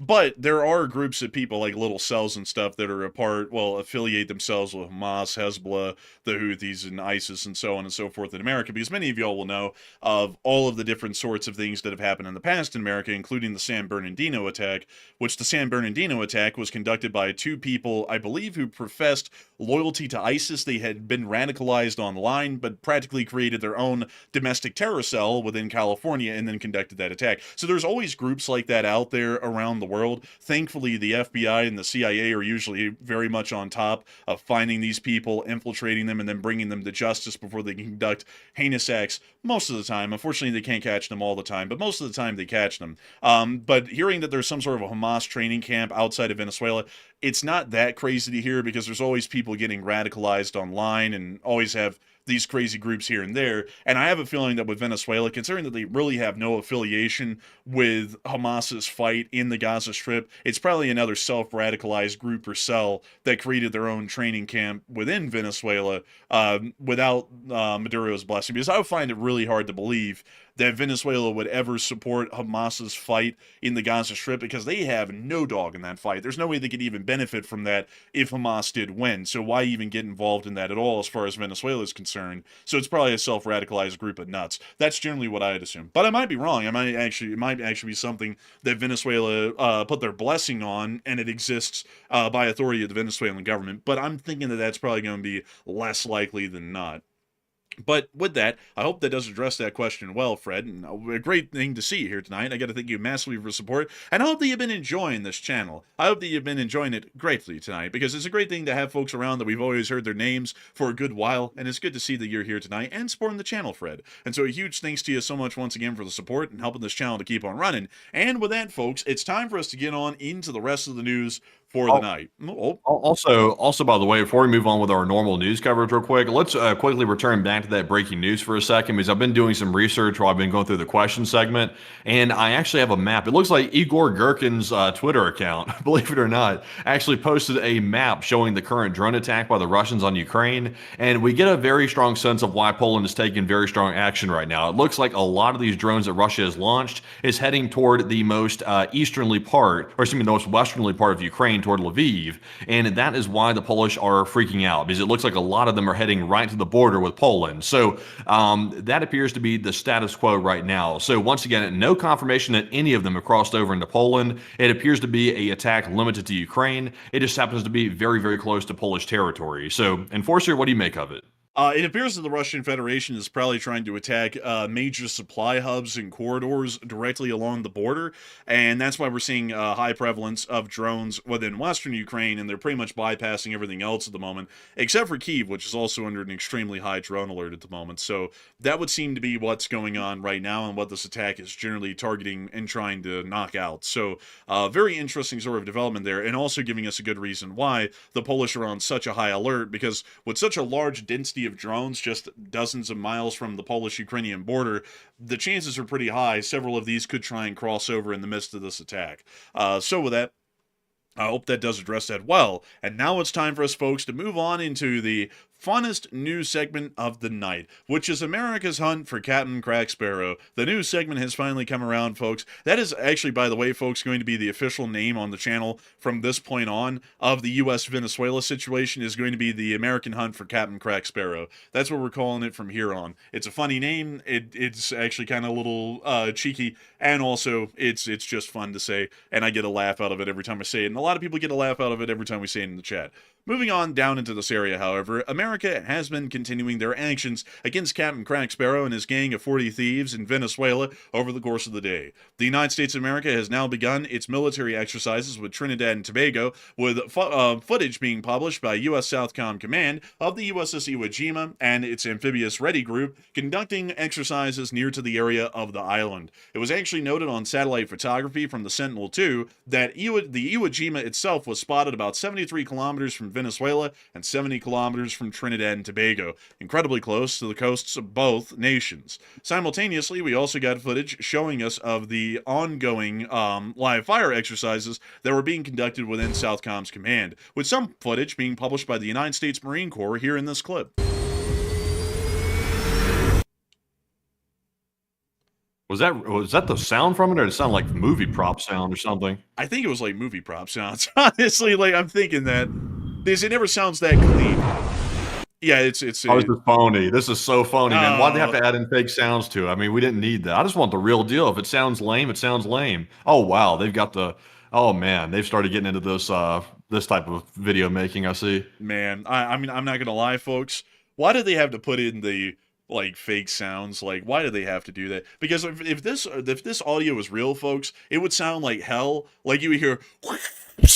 It wouldn't even sound like anything. It would just sound like noises. But that's pretty lame. Like, I'm not gonna It was lie. so poorly done too. Like, it was so bad. Like, the timing wasn't right either. The jet was literally taking off like 3 seconds before the sound started. This thing's traveling faster than the speed of sound before it even took off. Next thing you know, man, in the middle of that sound, you're about to hear sound bites, copyright free, or something like that. Audio jungle. Oh man, honestly. Also, that appears to be a paveway of a sort. Couldn't tell you exactly. Oh, let me go show you all a paveway bomb. Here we are. Oh yes, I see you know your bombs well. Good one. Let me see if I can get you all a good picture. See this right here, the shape of the paveways? Generally appears to have the same tail structure as a paveway, probably one of the larger ones. So that's what we're assuming that this live fire exercise involved, was paveways with a whistling noise as the bomb fell. Wow. That sound effect is horrific. Let's see that again. Oh my God. Roadrunner ass sound in the video. Oh my God, that's so bad. Man, who in the world added in the copyright-free tinnitus noise at the end right here? Listen to what the hell? Bruh. That's so bad. It's like from Call of Duty or something. Oh my God, dude. This is something else. What did the out... Oh. It's got that warrior ethos in this editing. I'm feeling the ethos. Man, honestly, man, that warrior cast has never been stronger than today, man. I'm telling you. Wow. Anyways, moving on from the inserted copyright-free audio that we added in for no reason on that clip, which doesn't make any sense why they did that. We also were able to see that some C-17s were leaving Roosevelt Roads in Puerto Rico today. We did have video footage of it, and to basically describe it to y'all, it was once again copyright-free audio of the jets taking off, and then it was Ghost Rider 1197, do you read over? Warrior Cast, this is Bomb Shitter 17 over. You know, it was that kind of stuff. But anyways, the C-17s were leaving Puerto Rico today and appearing to return back to Northcom's command. We also saw that there was increased intelligence gathering within the area, as the United States also had an MQ-4C Triton flying over the area as well. If we had to describe reconnaissance gathering with a copyright-free noise, it'd probably be that copyright-free sound of like the cyber hacker noises. You know what I'm talking about, Matthew, like that stuff. Like that would be the reconnaissance noise for that video. Probably something like that. Honestly, it's like inspiring me to like yank out the soundboard again after I heard all that junk. Man, I remember whenever we would insert noises into anything, I was always like, man, we got to find something that sounds hyper realistic. Whoever was in charge of making that video was like, find the goofiest, most cartoony noises that we can, and let's put those in. Like, let's make the bomb whistle like bombs whistle. Like, they don't whistle, like, hardly at all. Like, very few of them do in the modern day. But anyways, we also saw that NOTAMs have now been issued around the area of Puerto Rico, as well as the little itty-bitty islands of the British Virgin Islands just off to the east. You can see that that was also a NOTAM that was issued as well. In case y'all are wondering, what does a NOTAM look like? We have the NOTAM right here. This is the NOTAM. It's an ICAO. ICAO, and then plain language and domestic. Domestic is, I'll beat you, and then plain language is, please stay out of our airspace, and then ICAO is what robots read. So, you know, any one of the three you can get. Moving on from that, we've also seen that the Venezuelans have attempted to respond, while some KC-135s were also outbound towards Roosevelt Roads today.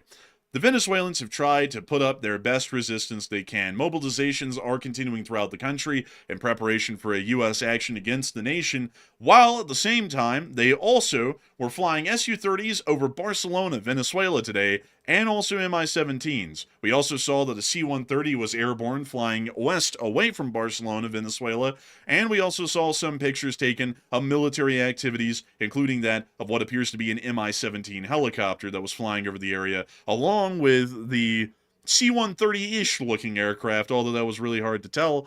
And is that an OV-10 Bronco? No way. They couldn't have one of those anymore, could they? This thing, that looks so much like this. Like, you can hardly see it, but it has a tail boom like that. Yeah, it kind of does, honestly. Dude, imagine. You know, back in the day when there was a coup in Venezuela in the 90s, there was actually a dogfight between a Bronco and an F-16 of the Venezuelan Air Force. I think the F-16 was loyal to the current leader, and the Bronco, well, I think the Bronco was loyal to the current leader, and the F-16 wasn't. And the F-16 was trying to shoot this thing down, and it was pretty much almost stalling in its attempt to try and slow down enough to try and shoot at this plane. So it was a pretty crazy clip. I think it's out on YouTube somewhere. But anyways, with that, it does appear that the Venezuelans have been trying to show their teeth to America over the day, at least with what's going on down there. In Washington, D.C., we have been able to hear that there is a little bit of a ongoing deal, at least at the Pentagon, that the pizza orders are high. We do know that the Department of Defense does fib the pizza orders from time to time, but these are unusually high, like insanely high. They wouldn't order this many pizzas. Not like the military has an unlimited budget or anything like that. So, you know, I'm thinking this might be showing that they are working around the clock late tonight, burning that midnight oil, burning that midnight pizza, I suppose, getting that pizza fund checked in, and trying to get some work done. And work done on what? Matthew, what are people thinking about that, and what are you thinking about that as well? All right, so we are seeing that the U.S. military exercises around Venezuela are underway, and the NOTAM has been issued for Puerto Rico, and also Maduro, still scared to death, has mobilized more forces in Venezuela, and he's brought them out for more propaganda videos. So what are your thoughts? 51% said the U.S. will attack Venezuela still, while 22% said a 50-50 chance, and 19% said the U.S. will reach a deal with Maduro, bringing the whole confrontation to an end. So right now, as we understand it, there apparently are talks underway between the U.S. officials and Maduro, and they are happening in secret. So that is the word on the street. I think the word on the street is the U.S. is telling Maduro to leave and to pack up shop, and I think Maduro is trying to bargain for him to remain in power and maybe leave after a couple of years. That's my current understanding. So I really personally doubt that anything's going to be reached when it comes to a deal. Maduro may be scared, but he's also a little bit on the stupid side, and he'll probably stay anyway, and he'll probably end up getting attacked by U.S. forces. So I'm with the 51%. I think the U.S. will still attack, and also, since we spent the money, like I've said before, it seems like at this point, Maduro pretty much has no leverage, and the U.S. is already there, so why not go ahead and just finish the job? But Enforcer, what say you? I'd have to say I'm with the 51%. I think we're eventually going to get them. It's only a matter of time. I don't know when, and I'm not even going to try and predict it, folks, because, the last time we tried to predict it at the 11th hour, we said we were going to negotiate with them. So I'm not even going to try and predict when it'll happen, but I still think the chances are more so towards attacking Venezuela than not at this point. So we'll have to just wait and see if that's correct or not. And once again, analysis these days on that end is kind of a bit of a crapshoot. So it's almost impossible to be correct. It's literally like gambling at this point, whether we're right or not. So don't take what we're saying and run with it to the bank, because it could end up being wrong, even if it makes sense. So with that, I hope that does address that well, at least the best we can at the moment. And also, I saw Bennett Martinez say, what the hell does NOTAM stand for? That is a great, wonderful question. NOTAM stands for Notice to Airmen. The NO stands for the notice, the T is for two, and then the AM is airmen. So it's a notice to airmen that a specific area of airspace is closed, so you can't fly through it unless you're authorized. So I hope that does address that the best I can about what NOTAM stands for, because it's really a weird abbreviation, and also I don't know why they did it that way, because notice, I just don't really know how that all works, to be entirely honest with you, but NOTAM stands for Notice to Airmen. Weird abbreviation. Anyways, moving on out of the Caribbean and the hunt for Captain Crack Sparrow and his band of 40 thieves, it's time for us to move on up to Washington, D.C., because this is going to get us back on our way towards the Middle East and Europe. We were able to hear that now the United States has a possible new plan to end the war. The current administration has been secretly working in consultation with Russia to draft a new plan to end the war in Ukraine, U.S. and Russian officials tell Axios. At the same time today, the Ukrainians came out through Volodymyr Zelensky's office of the president of Ukraine and stated that they are going to try to reactivate the diplomatic process to end the war with Russia. Then the Russians said that they're not even going to have any of their representatives present in Turkey tomorrow, and according to Peskov, no. There will be no Russian representatives in Turkey tomorrow. Contacts are taking place without us. We will wait to see what they will talk about there. So we're having a peace talk with the Russians, and the Russians aren't even there. Wow. That's Stalker. It's crazy, right? The Russians not even wanting to talk to us about peace. It's like we've done this all year. It's like it's crazy, everyone. We've been doing this all year. Now the Russians aren't even showing up at all. Like, they're not even sending the water boy of Vladimir, like the water boy to the water boy of Vladimir Putin. They're not even sending him anymore. Literally nobody's showing up to this tomorrow. So it's just going to be, I guess, Ukraine and America, and that's it. Honestly, though, Russia should send somebody down to Turkey to negotiate, because I think Peskov forgot that Russia's currently begging for their S-400s back from Turkey still. So I think they probably need to make a trip there to go beg in person, actually. So it might be wise for Russia to go down there anyway, because they got other errands to run down there. They got to beg. Man, honestly, man, dude, I've heard, man, that food's getting pretty expensive in Russia, kind of like it is in America. They ought to go down to Turkey and get themselves a turkey sandwich. Man, or a ham and cheddar, but Kadyrov has plenty of those in his cabinet, so they could just make a small trip over to Chechnya to grab those, or he could go down to Turkey. Maybe. Man, well, Kadyrov is too busy sitting on that bicycle and looking like he's in Mary Poppins or something like that with how he's riding it to go get a ham and cheese sandwich. He's too busy doing his own thing, But still, that's what's going on right now with the diplomatic developments. So, we'll keep an eye on that. Nothing's coming out of it, though, I'm fairly certain, considering that the Russians aren't even going to be there. So, with that, it's time for us to move on into the rest of our news, which takes us into the middle of the East. The Israelis have conducted more airstrikes in southern Lebanon against Hezbollah within the town of Bilda, or as it's actually called, Blida, because the Israelis whipped out a blicky on Blida. Take a look. Oh, whoa.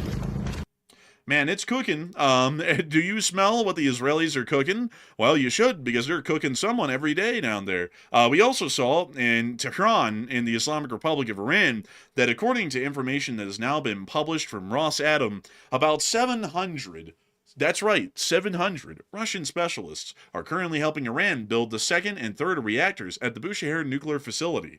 Nearly 3,000 total workers on site, meaning that Russia accounts for about just a little bit less than 30% of all the workers on the site of the Bushehr nuclear power plant. Massive structural components are being installed. Newer reactors will eventually generate 3,100 megawatts. Russia and Iran recently signed a new nuclear cooperation memorandum. Iran plans to expand its nuclear power capacity over the next 18 years. This is happening now, in the middle of the Iran-Israel war. And remember, in June, Israel accidentally said it struck Bushehr, then corrected it. The next day, Putin publicly stressed Russia had 200 plus citizens working there. Now the real number is 700. Russia is building Iran's nuclear infrastructure openly. And this guy's kind of right. Does appear that that's the case. You know, it's a little interesting, though, that there's 700 Russians in Iran helping them build a nuclear power plant. Because, you know, if I remember correctly, folks, I think it was a while ago, not only was Iran building that nuclear power plant, but they were also building a whole bunch of additional infrastructure in the country to refine uranium up to a weapons grade, and to also eventually create a nuclear bomb. It's all a little bit interesting how that's all still generally going on, and now there's 700 Russians in Iran, and some of them might be involved in the weapons side of things. You never know. We don't know. You know, it's a possibility. Because do y'all really think they're all just sitting down here building these reactors? I'm highly doubting it. I have a feeling that some of these guys are traveling around and maybe getting involved in the whole enrichment science, considering that Russia does enrich uranium inside of their country still, so it's highly likely that they could be doing that as well. So a lot of people have been talking about that. A lot of people have been throwing in their opinions on what these 700 Russian nuclear scientists are doing inside of Iran. And Matthew, what are people thinking they're doing? And what are you thinking that they're doing? All right. So apparently there's just about 700 Ruskies wandering around the nuclear site there in Iran, and they're allegedly helping Iran build some more nuclear reactors for their energy, so that way Iran can have plenty of energy. But also remember, at the same time, Iran is dehydrating because they don't have any water. So Russia is very concerned with helping out the Russian civilians get their electricity, but Russia seems to care less about actually helping them with something even more crucial, which is their water supply. So make that make sense, because it really doesn't make sense. So in my opinion, I'm with the 63%. Russia is almost certainly supporting Iran's nuclear program. One thing I thought about was this. What is one place that the United States could never strike to prevent Iran from developing nuclear technology for weaponry? That would be the nuclear site there at Bushehr. That would be one of those sites. And it's possible that maybe Iran is maybe doing nuclear experiments or something of that nature related to weapons inside of that actual facility itself. Once again, that's speculation. It's allegedly. There is no proof of it. But that would be a plausible idea if the Iranians were really wanting to go that far, is they could do something like that if they chose to do it. So Russia's certainly not there, at least in my personal opinion, just helping out. I think there's certainly something more to it than that, and I'm with the 63%. But Enforcer, what say you? I'd have to be with the 63%, because why in the world would 700 Russian nuclear scientists be in Iran to just help build one nuclear power plant? You know, there's a big difference between a nuclear scientist and a construction worker that actually builds the reactor. You don't need that many nuclear scientists there, because, you know, they're not whipping out, the Dremels and such to be able to build this nuclear power plant. So a little bit unlikely. These guys are all over the country, most likely, like at the Isfahan Nuclear Research Facility and at Pickaxe Mountain and the Fordow facility, and they're probably helping out with nuclear development in all of those areas, I would assume. So I'd be with the 64% as well, that Russia is supporting Iran's nuclear weapons program, which is a little interesting, you know, a little interesting to look at that and really think about it there. But enough of that, folks, enough of that. It's time for us to move on into some bigger news, some huge news. We have been able to hear that Germany has apparently, at least according to one official, completely abandoned providing the Taurus to the Ukrainians. A German consul general to the U.S. says at a forum that there is currently no discussion about supplying Ukraine with Taurus missiles, saying talks have died down in recent weeks due to renewed fears of Russia, and that Germany believes Moscow could escalate very soon. So apparently the Germans just aren't going to provide Taurus missiles to Ukraine, although they said that they generally were, and I gotta say that that's pretty lame of the Germans to not provide Taurus missiles to Ukraine, considering that America has provided ATACMS, the British have provided Storm Shadows, and the French have provided Scalp EGs. All three of those have a longer range than the Taurus, and yet the Germans are scared of providing the Taurus because escalation. Britain, France, and America weren't scared of escalation. What happened to the Germans? You know, the Germans used to go around throughout all of history going to war with everyone. And now the German government's scared of just giving some weapons to some other country like Ukraine. I don't really know what's up with that. Because, you know, like, and I'm And not, also, by the way, it's like other people provided long range weaponry. How come all of a sudden the Taurus is like the red line? Like, oh, if the Taurus goes there, out of all the other long range weapons that other Western countries have sent, now if the Taurus shows up, then Russia's really going to attack. It sounds like Germany's not willing to put themselves on the line here, which, I mean, I can kind of understand it to an extent because Germany doesn't want to take the brunt. They're a lot closer to Russia than, let's say, the United States. But at the same time, though, they had like pretty much openly committed to it, and now it makes it look worse because now they're backing off of it. So it makes them look a little bit weak because they already had committed. yeah, I don't know. I don't know why they're so hesitant about this. It just doesn't make any sense. But I got to say, folks, not really that happy with the Russian government. Well, not the Russian government, the German government. The German government seems to be waffling a lot. Honestly, Belgium and Germany are waffling a good bit. Germany's waffling on providing any advanced weapon support, which we've already done, and America and Britain and France have already done. So they're not willing to jump in the boat with the rest of us that have provided these sorts of missiles to Ukraine. And then also on top of that, the Germans, a lot like the Belgians, are scared to do anything towards Russia because they're scared of further escalation. Which I get that people are scared about further escalation, but at the same time, if we're scared of further escalation, this war is going to go on forever, and it's eventually going to be a war with NATO. We have to eventually show that we have some spine somewhere, because if we don't show that we have a spine, then we're going to get steamrolled by the Russians. You know, that's just going to be the basic run-of-the-mill sort of an answer. Oh, by the way, this is something that's really interesting. Lots and lots of people. I just gotta say this, folks, because I was really correct on this. Unfortunately, I was correct, but it's something I have to point out.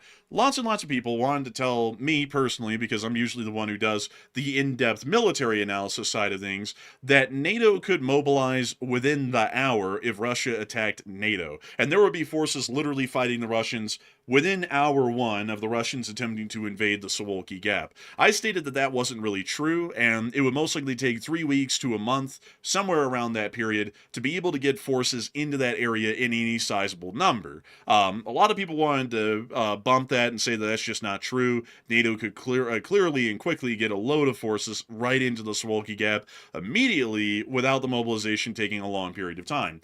Well, it turns out that I don't speak out of my ass. Like, just gotta say that because, you know, we always have to point that out. We don't, you know, just come up with analysis out of the blue like a lot of people do, and it's not founded in reality.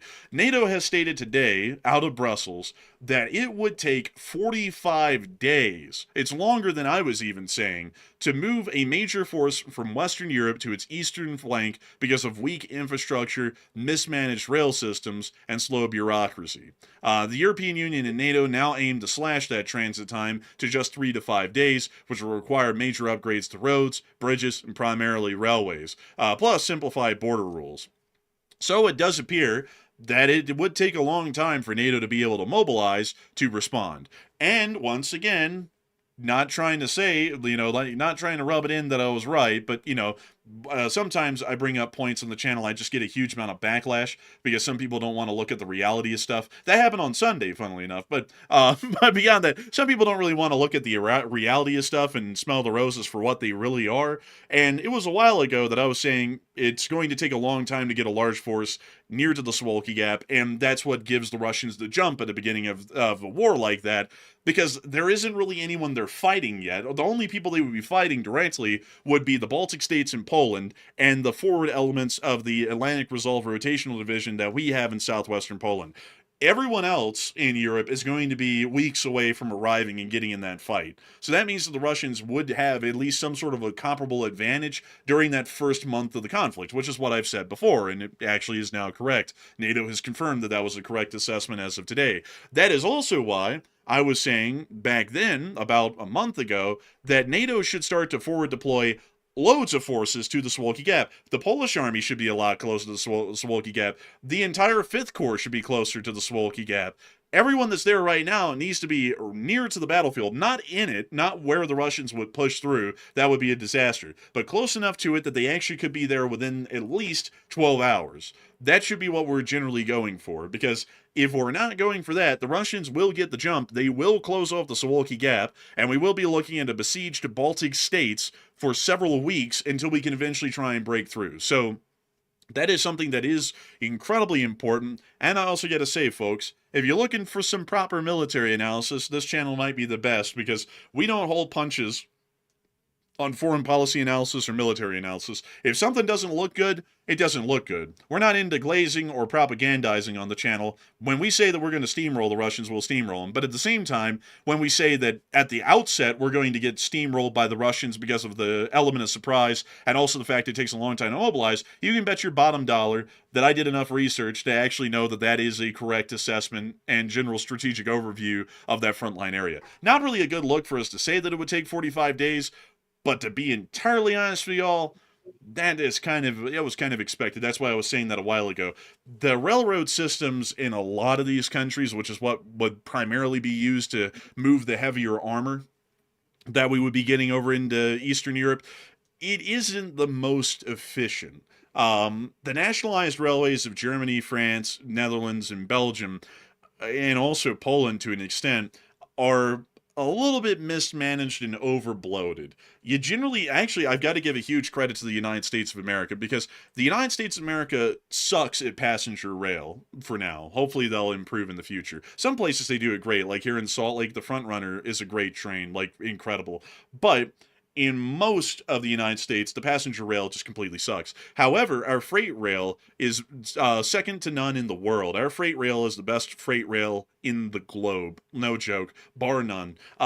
And Europe should try and see if they can streamline their nationalized rail companies. I'm not saying privatization is the answer for them, because that could cause a whole bunch of logistical confusion in itself if they try and do that right now. So they just have to take their nationalized rail networks and try and streamline them and increase their efficiency, at least on the freight side of things, to where you can have high priority freight trains, because they generally don't have high priority freight trains like we do, because passenger rail doesn't exist in America. So the freight owns the rails. You can just make any high priority freight train you want, and it can get anywhere from here to there pretty quickly.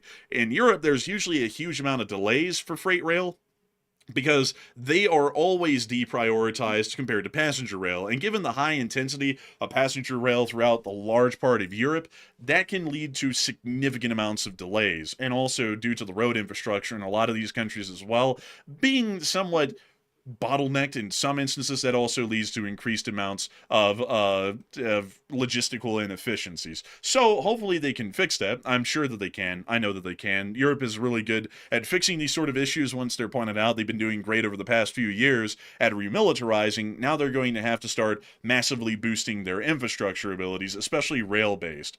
So with that, I hope that does address that incredibly well. And also, folks, always remember, when we talk about military logistics, roads are only the last 100 to 150 miles of the supply chain.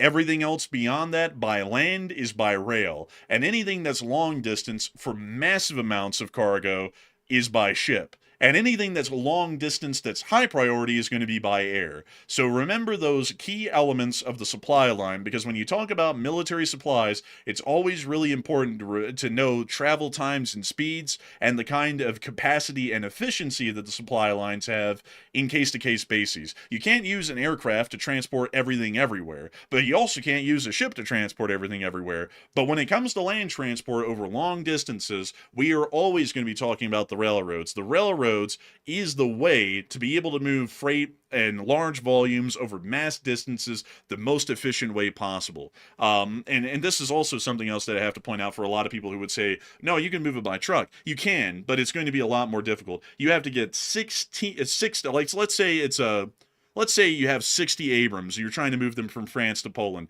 You would have to get 60 18-wheelers with heavy load trailers, and also a special 18-wheeler that can carry an Abrams, because they also have to have special sorts of shocks and suspension and such. But you have to get in a specialized 18-wheeler, you have to get 60 of them, and then you have to load up the Abrams on each of them, and have one driver for each tank, so one 18-wheeler with one driver each for each tank, and then you have to drive those down the highways and interstates, which can have traffic and a whole bunch of other issues, all the way to Poland. That is very inefficient. It's much more efficient to just take them to a rail yard, load up 60 Abrams onto one train, and then send that one train with a engineer and a brakeman all the way across Europe in about 2 days to Poland. Way easier and much more efficient. But we also have more breaking news coming out at this moment, most likely about the Polish air defense situation. So Matthew, what do we got? All right, so we just got into the big piece of news we've been waiting for. It looks like Rzeszów Airport, which is one of the main places that NATO actually stages military equipment going to Ukraine, has been closed due to unplanned military activity. That's a very big one right there, and that usually indicates that something is happening in Poland involving drones. We're also seeing Lublin Airport, which is apparently, I think this is a separate one. Lublin Airport's also been closed to arriving and departing flights due to unplanned military activity related to ensuring state security. So the last time we saw that, drones were attacking Poland. That is the last time we saw these NOTAMs like this. So I would put the odds at 50-50 right now that drones have gone into Poland. And right now we're still in the very early stages of it, but that's not a good sign right there. 2 international airports closed in Poland right this second as drones were heading toward the border with Poland, and F-16s and also all these other NATO aircraft are still in the air. So Enforcer, you might want to check Flight Radar 24 in a second after you go over this, because I think we might be able to see something on there as well. Now let's take a look at Flight Radar first to see what we have. We do have the NATO E-3 AWACS still operating within the exact same area, and it also appears that the A330 Voyager is still conducting its same orbits within southern Poland, most likely refuel aircraft that are airborne at the moment. The civilian air traffic within southeastern Poland has largely been cleared out with an El Masria flight and also a Turkish Airlines flight flying around the perimeter of the northern side of generally what we would call the air defense perimeter within this area, and also an Air India flight, an Air China flight, a Wizz Air Malta, and also a Wizz Air aircraft also flying around the perimeter at this moment of this air defense area. This would lead us to believe that for now, considering that the Rzeszów and Lublin airports have been closed, that there is a very strenuous air defense scenario that's going on at the moment. Either drones have made it into Polish airspace, or they're looking like they're about to make it into Polish airspace. That also probably means that there's a high density of aircraft within this area at the moment, including F-16 CJs of the Polish Air Force, Rafalas of the French Air Force, Eurofighter Typhoons of the British Air Force, which actually I would doubt that, because unless if we see an A3... Well, there is an A330 Voyager here. Well, this one took off from the Netherlands, and it's a NATO command. If we saw an RAF A330 with an open transponder, we would know that the British are in the area. I would suspect that the British probably are not in the area at the moment, because they conduct their patrols with an originating point in the UK instead of Poland, unlike everyone else. So the Spanish, the French, and the Polish are most likely in the sky at the moment in this area. And the U.S. Air Force may also be present, but I'm considering that to be a little unlikely, because the nearest actual usable air wing for the U.S. Air Force would actually be at Ramstein Air Base in Germany. So it would be a little unlikely that they would make that flight into Poland quick enough to be a part of the air defense scenario. So yeah. Also, by the way, typically the way we see this work after these international airports start closing like this, it looks like they just closed about maybe 15 or 20 minutes ago. We will start seeing some footage from the ground, because usually civilians are down there hearing the F-16 activity, and they usually will film it and also upload it to, for example, Telegram and places like that. So if there is a drone incursion or something of that nature, we will likely start seeing in the next 30 or 40 minutes some type of footage being uploaded from the area, showing the F-16s intercepting these drones. But like I said, the last time we've seen these airports close like this, that was confirmed drone activity in Polish airspace. So unless Poland's gotten extremely cautious and preemptively closing these airports just out of, I guess, pure precaution, then I would say 50-50 chance that drones have entered their airspace right now this second. It does appear that that might be the case, and we'll be watching that news and observing it to see, once we get a confirmation, that we can report it to all of y'all. But also, moving on into Ukraine, because I just realized we have some frontline footage and information to go over, and we're starting to get a little bit long-toothed into the night, but it's okay, everyone. We don't have a speech from Zelensky tonight, so we can use a little bit of extra time here to cover the news, so don't worry, folks. We still will get it done in 2 hours.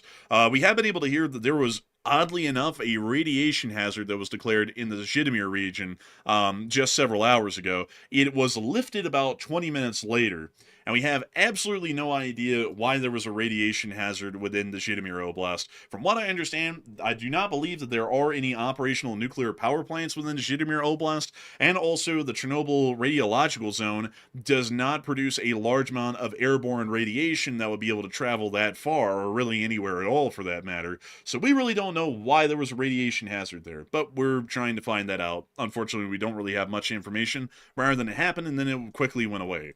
Moving on from that, we also have the casualty report for the past 24 hours, and sadly, no Bobcat skid steers today. We're once again returning to a dry spell. But Ms. DC, Keeper of the Records, did state that troop loss total is actually 1,160,380, and tank losses are 0. The total is correct. A rare day with zeros for both tanks and APCs. And over the course of the day, we have been able to confirm that 960 Russian soldiers have been wounded and killed, along with 43 supply trucks, 13 artillery pieces, 294 drones, 1 MLRS, and 1 anti-aircraft warfare system. All in all, not that bad of a day. But very interesting to see that no APCs and tanks were lost by the Russian armed forces. Most likely because with these kinds of numbers, there probably are hardly any left to even blow up. But moving on from that and on to the front lines, we also got a grim outlook of the situation for the Russians in Vovchansk, as some soldiers, including a midget, were apparently requesting burial detachments within the area of the city due to the amount of exposed Russian corpses that are rotting in the open around the city at the moment. But I will read you all the subtitle down here below. And also, folks, I gotta say, it's a little bit interesting that Venezuela and Russia apparently have no height requirements anymore for service, because that guy is probably like 4'5", and he's in the military. He's so small they had to give him an AKS-74 to have him actually, you know, have a rifle that's wieldable for him. Anyways, here's the clip. Soldiers of Vovchansk direction, the 128th Separate Motorized Rifle Brigade for riding, removal, and delivery. Medicines, products, delivery of equipment, removal of our brothers. 2. 300, 200. We need a vehicle in the form of a UAZ, in the form of a loaf. Since the enemy burned our last loaf, we can't do it. If you can somehow assist in the purchase of transport, we will be grateful to you a lot. Victory will be ours, the Ewok states. No, Glory to Russia. Victory's not going to be theirs. I'm sorry to break it to him, but he might want to go back to the acting career. I got to be honest with you, though, man. You can't really lead it out. I mean, the Ewoks did defeat the Stormtroopers on the forest moon of Endor. It's entirely possible that the Ewoks that are now serving in the Russian army, exampled in that video, may actually be helping the Russian army to win in Vovchansk. I mean, we cannot discount the ferocity and deadly damage that the Ewoks did conduct on Endor, and that guy does appear to possibly be one of them. So we'll have to keep an eye on that. It's incredibly concerning to see that they now have Ewoks in the Russian army. Moving on from that, also, by the way, that does confirm that the Russian Federation does have a standing alliance with the Empire from Star Wars, in a galaxy far, far away, in a time long, long ago, all that shit, you know what I mean. But anyways, moving on from that, we also saw inside of Russia that apparently the Ukrainians fired some ATACMS at the city. Take a little look. Вон, видишь, в облаках. Ха-ха, нихуя. That's American. Ой, блядь. All the air raid sirens are going off. Well, that was the longest range ATACMS attack of the war, from what we were able to hear. Doesn't seem like it was a good day for him. Also, take a look at this. They blurred out the whole video.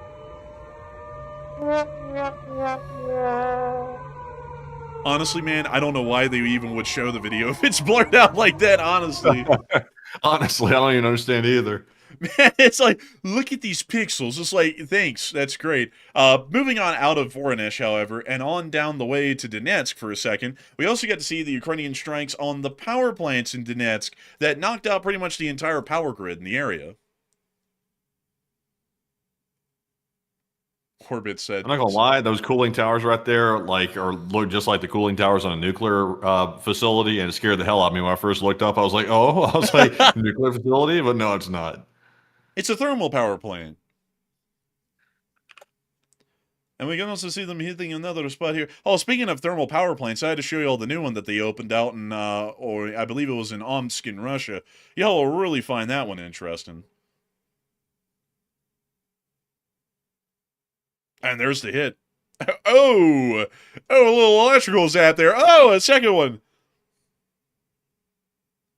You know, that's how Zaporizhia got its name originally. It was the electrical zap that happened there when they first built the power plant. They called it Zaporizhia.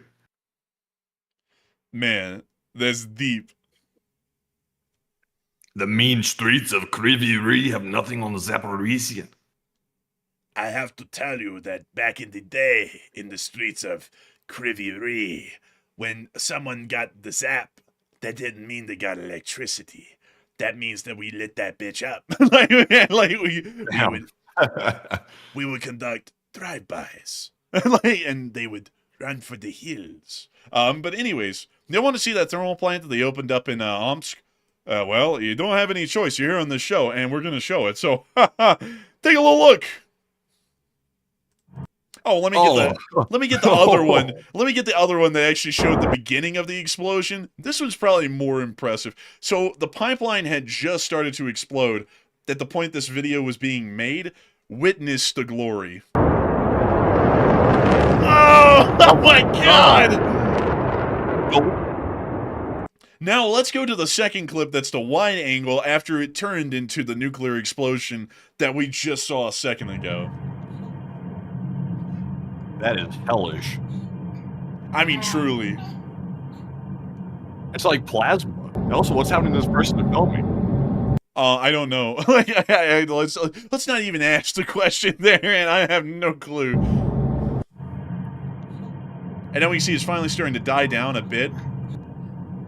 But geez Louise, what an explosion there in that first clip. I mean, that was truly something that looked like it was out of a doomsday like scenario. Look at this. I mean, that literally looked like a nuclear bomb going off. It's like, how were these people not blinded on the ground or something? I mean, that was bright. And also, that's weird. The light really didn't bend around like the buildings or something. It literally looks like a nuclear test. I mean, that is crazy, honestly. That's wild. And that was just natural gas on a pipeline? Yeah, that was just a gas pipeline that exploded outside of the city. Wow, that's insane, honestly. That's a lot of pressure that's under to call something like that. Yeah, I mean, it's nuts. So that pipeline's going to be out while the effect repairs. It's not going to be long. It's probably going to be about 2 days, and then the pipeline will be back up and operational. But that was insane looking.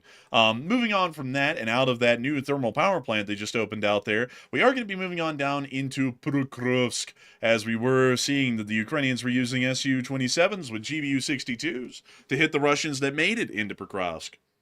Observe. About the boom. They really got him good. It's like a slideshow. We see it in 2 pixels a second. There we go. 2 FPS. Man, it's beautiful. Nice to see they hit him. Well, moving on from that and on into our next clip in Myrnohrad, we also get to see some heavy ordnance being used. The Russians are now bombing Myrnohrad with 5,000-pound bombs after failing to capture the town through assaults. Basically, to explain why they're doing that, they thought that they could take Myrnohrad through direct ground assaults, and they can't. So now they've resorted to dropping 5,000-pound bombs on the Ukrainians, which is about 2.5 times the average size of an Israeli bomb dropped on the Gazans, to be able to try and uproot the Ukrainians out of the city. Basically, it's attempting to suppress them or just outright kill them from the blasts. But even still, it doesn't really appear that their progress is significant in Myrnohrad, even with the Fab 3000s being dropped on the Ukrainian defenders inside the city. So, generally, this front line is remaining stable at the moment.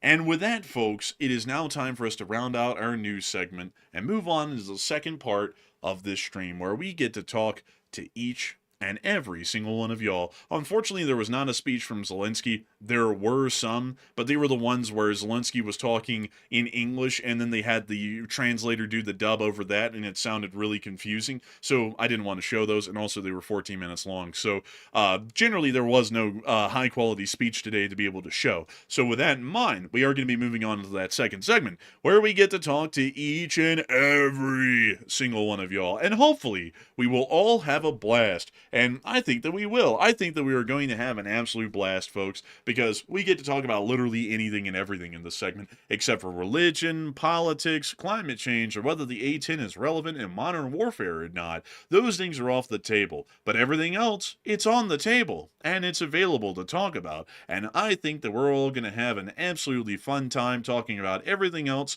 but those 4 topics. And so, Matthew, what do we got?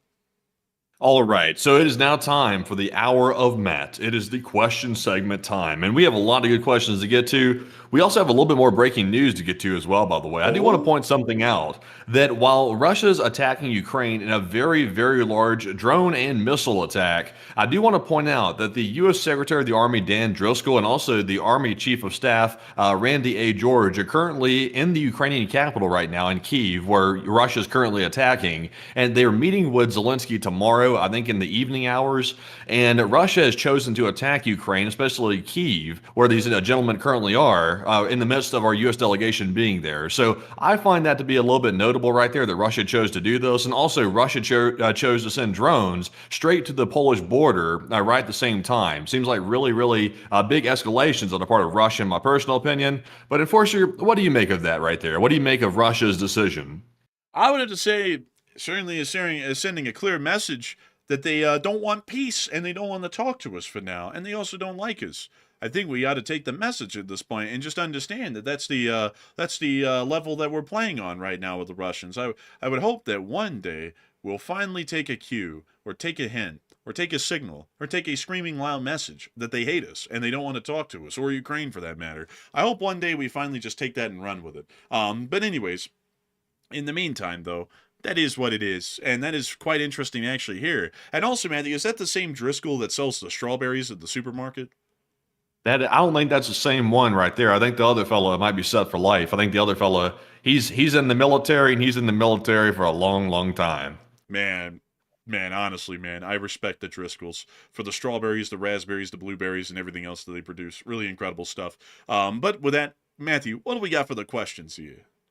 All right, so jumping into our questions while we keep an eye on the breaking news happening right this minute out of Poland, because I made a mistake by following up very quickly with another escalation against Poland, but we're going to have to wait and see on that. Jumping into our first Super Chat question here. This one goes to none other than Robert Betancourt, and Robert put in a very generous $50 donation, and thank you very much, good sir, for that $50 support right there and helping to keep the channel running. And Robert said, the U.S. ATECOM in Dugway Proving Grounds in Utah tested Atomside in 1964 as a riot control agent, which was dropped as a war agent, which Holman is now using, allegedly, in the United States, AD, and can clearly be seen ONL chlorine. And is this being used as a riot agent right now? From what I would know, the answer would be no. At the moment, it is a lighter version of chloropicrin that we use, which is tear gas or CS gas that is used for riot control, and that's, I believe, the only form of gas that is used in riot control at all at the moment. So I hope that does address that the best I can, but a humongous thanks to you once again for support and helping this channel to keep on running. And Dugway Proving Grounds is a site of great fascination to Matthew. I think the Dugway is neat, but Matthew finds it to be a whole other level of fascination. He finds it to be incredibly cool. But I will have to say it's pretty neat because Salt Lake City has its own biological warfare testing range. So, if the Russians ever pulled up on Salt Lake somehow, Salt Lake's got some treats, and they're not like the trick-or-treat kind that they'd be whipping out on the Russians. So I gotta say, very interesting to see, and also really weird to know that there's a Holiday Inn Express in a Dugway Proving Ground. Who in the world's staying in a hotel in a chemical testing range? Probably family members of soldiers and things like that. Yeah, I think you had to have written permission to go here, I believe, if I'm not mistaken. But you can actually go to that little town right here you're looking at of Dugway. But you have to get permission from the base commander. But you can go here. But it's gotten a little bit tricky. You mentioned it to me off air before. The military's changed their protocol for letting visitors on base. So I'm not sure if Dugway's letting people in there like that anymore. But obviously you can't just go past us. You can't really just go around wherever you want in Dugway. That's not permitted whatsoever. Dugway is one of the most secretive sites of the military in the entire country. So it's a fascinating place. They have a German village there, which is probably the coolest thing they've got. It was like a mock German village. I think there's, I'm not sure how much of it's left. It's really old, but they had that there. I think they have pictures of it too that you can show, by the way. Yeah, I think there's the pictures right there. It's like a mock German village that they put in there. I think they tested explosives and also dispersal of chemical agents in this mock village right here, which is kind of fascinating. Yeah, look, it's an old German village in the middle of Utah. That's crazy. I wonder what they're doing out here with this. Oh no, they're testing testing Agent Orange. But still, a little bit crazy that still actually exists. Like at least one of the main buildings still exists. That's kind of wild, honestly, and pretty neat when you think about it. I think they also had a mock Japanese village at one point as well to test the firebombs on. They didn't have a mock Japanese village. Oh, wait a minute, they did. There it is, right there.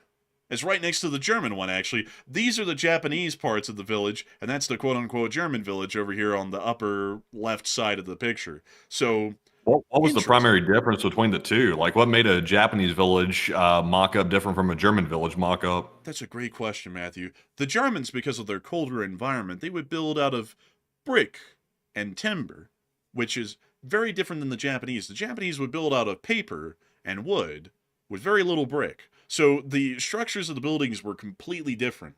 And so to test out different kinds of weapons, you had to test them out on the Japanese construction, which was generally wood and paper. And I'm not even kidding, folks. It was actually paper. It was pretty much like the laminated kind of paper that's waterproof, but it's still paper. But you would test it on the paper and wood structure, or you would test it on the brick German structure. Huh, that's fascinating. I guess that would make sense, by the way. Also, since we're on the topic of secret sites, though, you want to know something fascinating that happened on the Nevada test range. Some people, the Nevada test range is much larger than just Area 51, by the way. There's a whole series of sites out there. You want to know something fascinating that the U.S. actually just got done testing there, actually yesterday evening, believe it or not. What did they test? They tested for the first time an F-22 Raptor being directly controlled by an MQ-20 Avenger combat drone from the fighter's cockpit during a live flight. They actually tested it. So there was an F-22 Raptor drone flying around the Nevada test range the other day, and it actually worked. The pilot actually, I think they used it or commanded it using a tablet and had the F-22 flying around without a pilot. So that's pretty fascinating. The data links have gotten that good. They can actually fly around the F-22 remotely, rigged up like that. So that's kind of fascinating. Huh? What was it the other way around? Let me check that. I want to read that now. U.S. Air Force F-22 controlled an MQ-20 Avenger. Oh yeah, you're right. Yeah, I think it's the other way around because I think that those are supposed to be assisted. Oh dang, man! I had my hopes set on the F-22 was flying around like a drone. Damn, I hate that. They will have it the other way around one day though. But yeah, I read that backwards. Actually, you're right. Man, and when you were saying all that, I was like, wait a minute, I think that's the other way around. I was like, how in the world is the pilot controlling the manned aircraft from the unmanned aircraft? I was like, I don't think that's working. So it's just a wingman situation? It's just a wingman thing, basically. Yeah, pretty much. Like it's like that force multiplier deal with the F-47, where the F-47 is going to have autonomous wingmen. It's kind of that concept, and they're still trying to prove it. Well, that's not as exciting as F-22 flying around. I'll be honest with you. That's they've been working on the other thing, the wingman concept, for a while, so that's not that impressive. I'll be honest with you. But they controlled the drone from a tablet in the F-22 Raptor, so that's something. Let's see, weapons testing. Oh, it actually tests out at Dugway. That's pretty cool.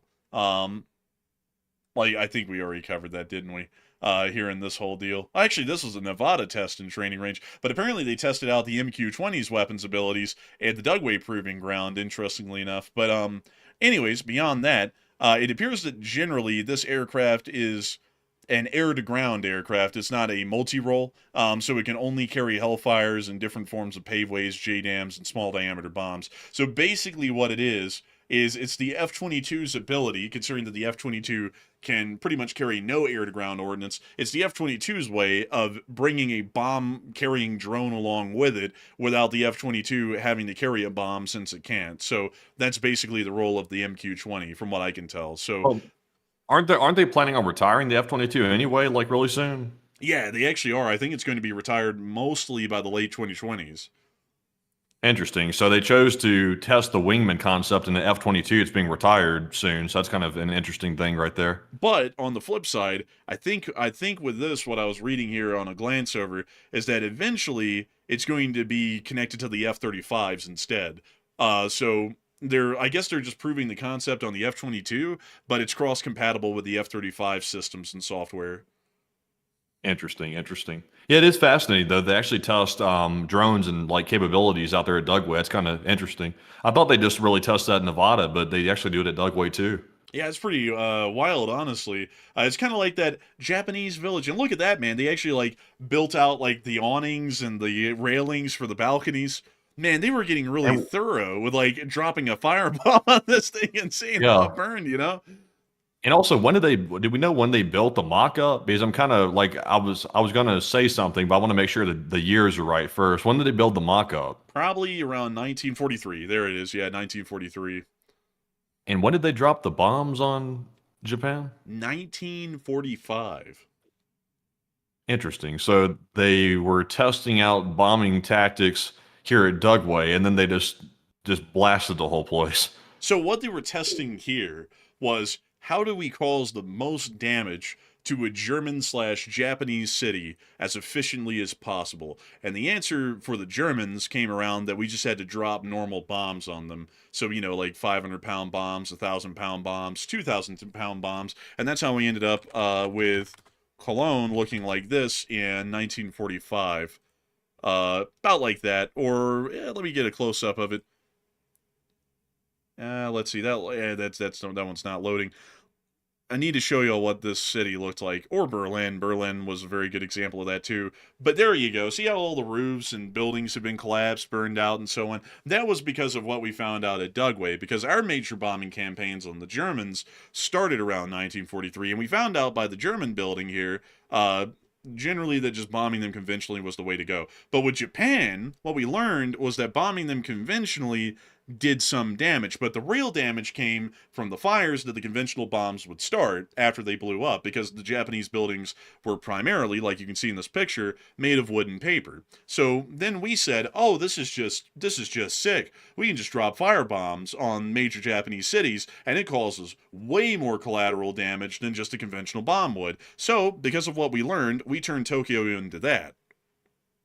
Yikes! Honestly, that was a rough one there. They went from testing out a smaller tactic to literally just leveling the whole place. They said, screw it, and just went with the atomic option, which was horrific. It ended the war, but of course the aftermath of it was absolutely horrific. But you know, it was bad, but it wasn't as bad as this. The Tokyo fire bombings actually killed more people, I believe, than Hiroshima and Nagasaki combined. Like, these fire bombings were terrible, like insane with the kind of damage and also civilian fatalities that they caused. Like, for example, the fires would burn so intensely and largely when the fire bombings would happen that the rivers in Tokyo and canals would actually boil. So a lot of Japanese citizens, they would think that by jumping in the river, they would be saved from the heat of the burning inferno behind them, and they would jump in the river and then they'd boil to death. Yeah, it's really wild. I wonder why the U.S. was really focused on doing a lot of that mainly to Japan. Because it seemed like Japan was like the punching bag, like during that time period. Like they were getting the fire bombings, they were getting the nukes. They were taking a pounding. And honestly, I will give this to the Japanese. They were still slogging it out pretty hard, even in the midst of all this stuff. Now, obviously, after the nukes, that kind of came to a stop. But before then, like they were going at it. Yeah, they were absolutely going off on Japan. The reason why we were going off on Japan is because, crazily enough, Japan was actually a lot more fanatical to the emperor than the Germans were to Hitler, which is really crazy to think, but that was actually how it was. So, generally, a lot of what we did became, just to be entirely honest with y'all, exceptionally cruel, like the fire bombings, to try and break the will of the Japanese government and force them to surrender before we had to conduct a ground invasion of the mainland of Japan, which would have been incredibly costly as far as casualties. Like these fire bombings here, these were conducted in the last months of the war. Very rarely before that were they conducted, and when they were quite small in scale. But you know, it's really a crazy thing that we did this. And also I see Drop Tray saying they did that to Germany too. We did it to Germany, but not with fire bombs. Fire bombs were very rarely used on Germany. Usually we would use conventional bombs, and we would get the same results generally, but it was different bombs for different scenarios. So with Germany building their buildings generally out of brick and stronger materials, we would use conventional bombs. With the Japanese, considering that their buildings were a lot weaker in construction and made out of paper and wood, fire bombs were the way forward. And generally, you got a lot more bang, like for the U.S. Army Air Corps, they got a lot more bang out of their buck dropping a firebomb in a city block in Japan than they did a 500-pound bomb on a block in Germany, because the fire itself would end up burning out a larger part of the city than a single 500-pound bomb could do in Germany. So with that, I hope that does address it well. Really crazy stuff, but also, before people go, oh my god, the Americans are bastards. Everybody did this in the Second World War. This was the way of war back then. This was what total war turned into at its peak, was this sort of destruction and death. You would see this in Britain and London, especially in South London. You would see this in every Soviet city that was a battlefield. Stalingrad looked just like this by the end of the Battle of Stalingrad in early 1943.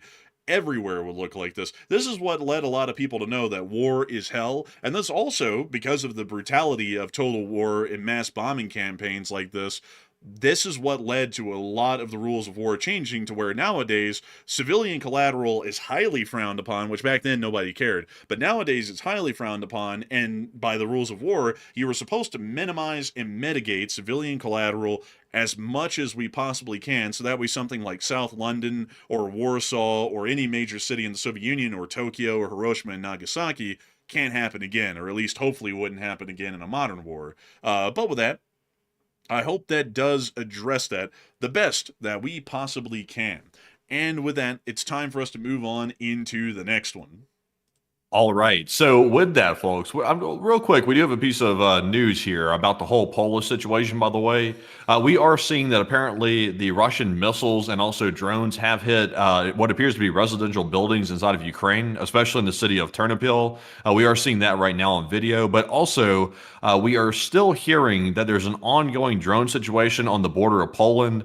It looks like Russian missiles have been spotted, visually confirmed, over the Ukrainian city of Burstin, I believe it said. It looks like it's south of Lviv. And those missiles, those Russian missiles, are still heading west toward the Polish border, sort of toward, it looks like, the lower portion of Poland. So still hearing a situation with that. We're still hearing the international airports are still closed.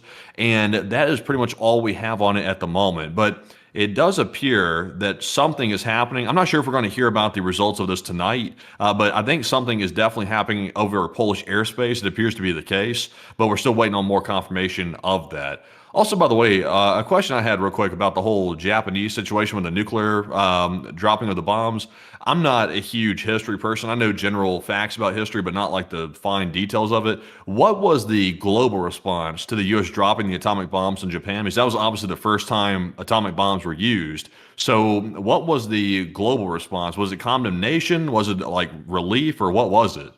Generally, it was just mutinous. Not really a lot of people had a response. The British were all for it though, because they were also fighting in the Pacific with us, and with the nuclear bombings came a slightly quicker end to the war. Although it's really debated what ended the war at that point, because right after we dropped the atomic bombs, the Soviet Union invaded Manchuria, which was a huge Japanese holding at the time, and that's also argued to have led the Japanese to go, it would be terrible to have the Soviets take us over, so we'd rather just surrender to the Americans before the Soviets can take us over, because they will depose the emperor. And so that generally is argued to be a reason why they surrendered. But generally, none of the Axis powers had anything to say because they were all defeated. So they generally had nothing to say, or they just didn't even exist at that point. And as far as the Allied powers were concerned, they were either happy that the war was ending for that reason, or they didn't really say anything either. Honestly, the only country that had anything to say was the Soviet Union, and they said their statement generally in the silence and shock of watching the atomic bomb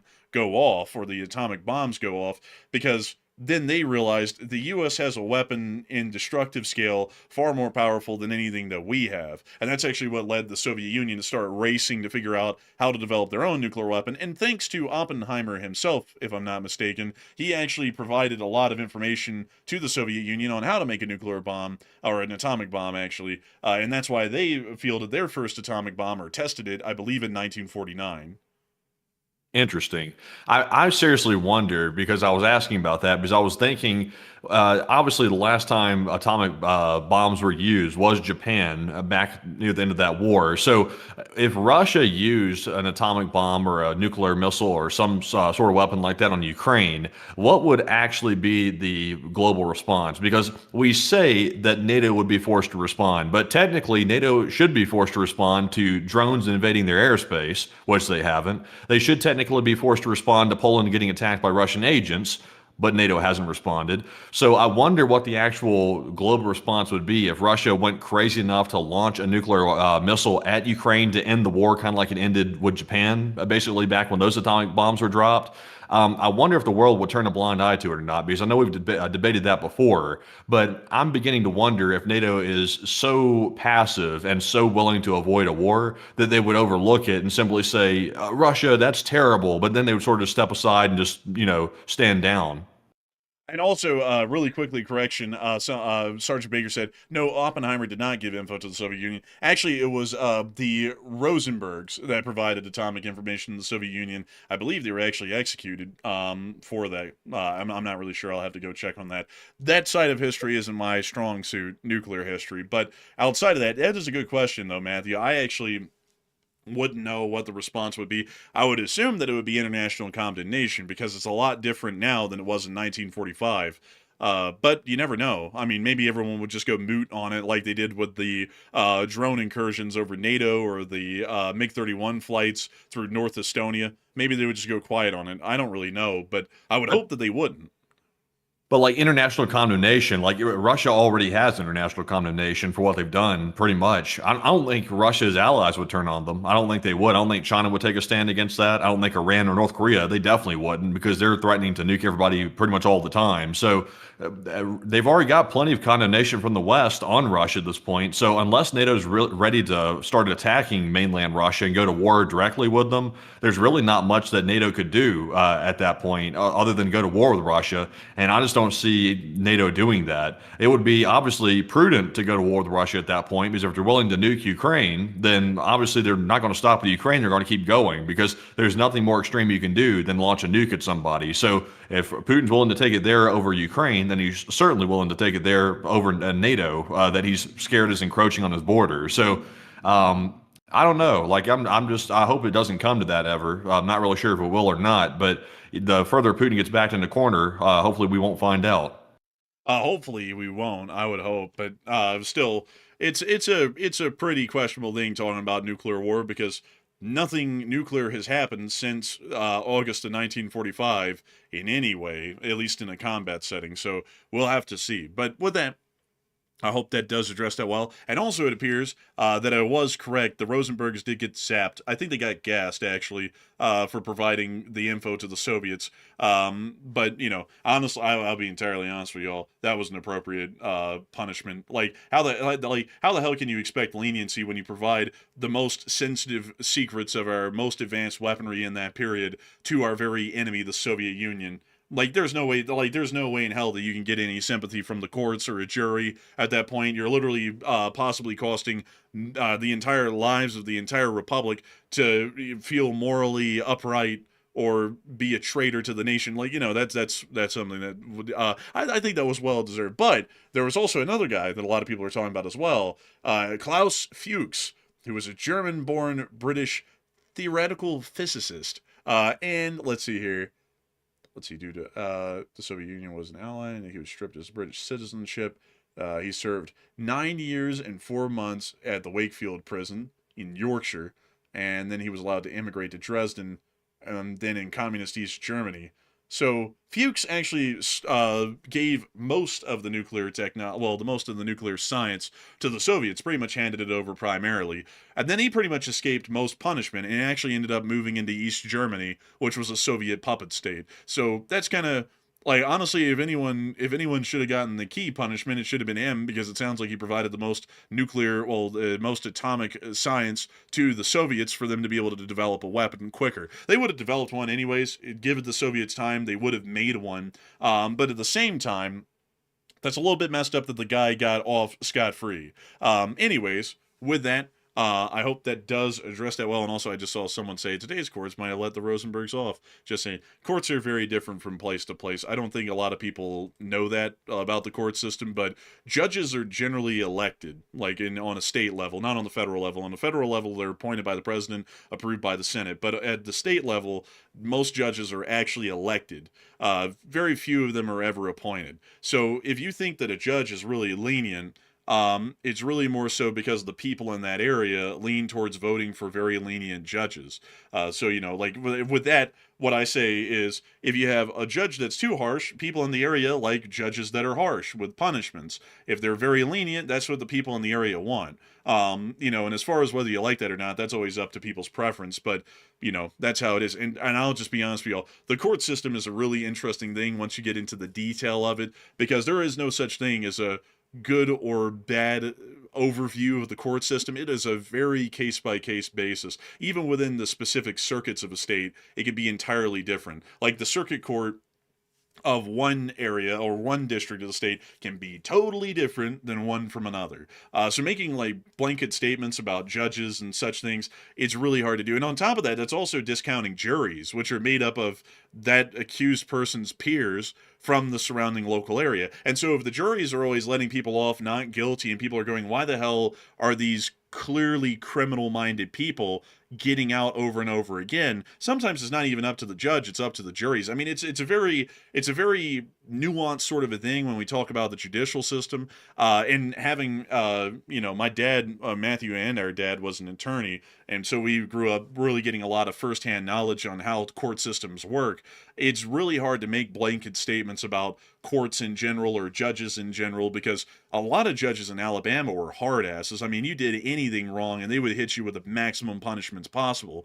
And then other courts in Alabama, they will let you off scot-free a gazillion times. I mean, you could go wipe out a family and they would still let you off in some places. And then, you know, and on top of that, then you have to consider the juries, and then there's a whole bunch of other things as well, the attorneys involved. Some attorneys just completely screw stuff up to where default judgments are given or summary judgments are given because they screwed up a filing so badly, they pretty much blew the whole case just from how badly they filed something. I mean, there was a gazillion things in the legal system that can lead to what people in the public would think are incorrect judgments, or it was too lenient, or it was too harsh, or anything in between. It's a very interesting sort of a system. And I see Nosferatu saying it's a messed up system. I wouldn't say so. It's exactly what the people want. Like the judicial system is exactly what the republic wants within that specific area. It's what that county wants. So if that county wants people to be extremely lenient, I mean, they're going to reap the rewards of an extremely lenient judge. And if they vote in extremely harsh judges, they're going to reap the rewards of an extremely harsh judge. They better pray to God they don't end up in front of that judge's bench, because if they do, they're going to get the book thrown at them. And you better hope to God it's not an extremely lenient judge either, because you could end up getting killed by someone and they'll let that guy off scot-free. Now you better hope that Well, it's not really the judge. It's more the prosecutor. Actually, it's the prosecutors you got to worry about, because if a prosecutor is like a lackadaisical prosecutor, they may choose not to prosecute cases that should be. Like, for example, if someone robs somebody or something, and you have a lenient prosecutor, it might be like, just let them. We're not going to prosecute that, because they have discretion in what they prosecute. So that's the problem. The judge, though, I mean, everybody's got a right to a jury trial. If they by the jury of 12 people, if they want it. So the judge isn't usually the one making the ruling. There's bench trials where the judge can make the ruling, but usually, if it's criminal, usually it'll probably be a jury. Yeah, that is true. And there's just a million different variables out there. And I also see someone saying, what about the federal judiciary? Judges are appointed there. And there's no way to elect federal judges. Like, there really is no good way to do that, because it's at the federal level, and there's no such thing as a federal citizen. Everyone's a citizen of a state in the United States of America, and while they are a citizen of the United States in general, still, you're primarily the citizen of a state. Like Matthew and me nowadays would be citizens of the state of Utah, and while we're Americans, still, we are generally beholden to being citizens of the state of Utah, so we vote in the state elections and such things like that. At the federal level, there really isn't a way to do that. And also, on top of that, I don't really think that's a good move either, because I'll be entirely honest, democracy is great, but having every single level of it democratized, I don't really know if that is the greatest idea. There should always be a group that is just kind of appointed and gets to sit back without the fear of having to battle through the next election and being heavily politicized because of that. They can sit back and make decisions. Because when you look at something like the Supreme Court, we could say, okay, let's amend the Constitution to where the president doesn't appoint the justices and then has them approved by the Senate. They're just directly elected, like the president, by the public whenever one of them dies. But, once they're elected, they serve for life. Think about how that would go, especially even if we put them on term limits, or had specific terms for Supreme Court justice. Think about how politicized the judicial system would become. Things like key Supreme Court rulings that we have right now that protect a lot of people's rights, or dictate how people's rights are extended to them, may not even exist in the way we have them now. Like, for example, let's see, Matthew, what is it, Miranda v. Arizona? That ruling could have been entirely different if those judges were having to fight through election cycles instead of just getting appointed and then pretty much sitting back for life. That's something I'd have to say. Like, generally, democracy is great to have, but we also need to have people in a democracy, in a government, that get to sit back and not have to worry about fighting through an election and maybe having to fight with an uninformed public on what is a right move or not. Like, I'll be honest with y'all, as far as the Supreme Court goes, people may not like, well, everyone doesn't like a decision or two that the Supreme Court puts out, but at the same time, we can't say that the Supreme Court has made nothing but stupid decisions. A lot of the Supreme Court's decisions, I would say generally 70% of them are pretty well advised, in my honest opinion, and that's through my entire life, depending on no matter who the justices were. I generally think the Supreme Court does a pretty good job of sorting through the facts and coming up with incredibly good rulings that respect the rights of the citizenry, but also prioritizes the order of the law. It's a good balance. But anyways, with that, I hope that does address that well, at least in my opinion. But courts are just a very interesting. I'd highly advise y'all to look in and research how your state court systems and the federal court system works, because it's a very interesting thing to know at a civics level, but not at a attorney's level, like being able to pass the bar. That's when it becomes hell on earth. But just knowing about it from a civic sided level, it's an incredibly interesting sort of a system. But with that, No, you have to say that democracy is for the people, by the people, with the people, but the people are smart. I don't think that's how that clip went. Like, I don't think that's how that. So. Man, I'm telling you, man, it's a crazy sort of a thing. And let's see. And also a lot of people are actually talking about this whole court thing. I'll be honest with y'all folks. I gotta say, and this is a very controversial take, but I will bring it up again. I brought it up in the past and got slammed for it, and Matthew also disagrees with this well. But I'll be honest with y'all. I think that the Congress worked a lot better when the senators were appointed by the governors of a state than when they were directly elected by the citizenry. I'll just be completely honest, because it removed, at least in a sense, the senators from having to be beholden to public elections, and they just generally got appointed by a governor. And so that also made gubernatorial elections from state to state far more important, because you were not only voting in your governors, you were voting in your senators as well, generally.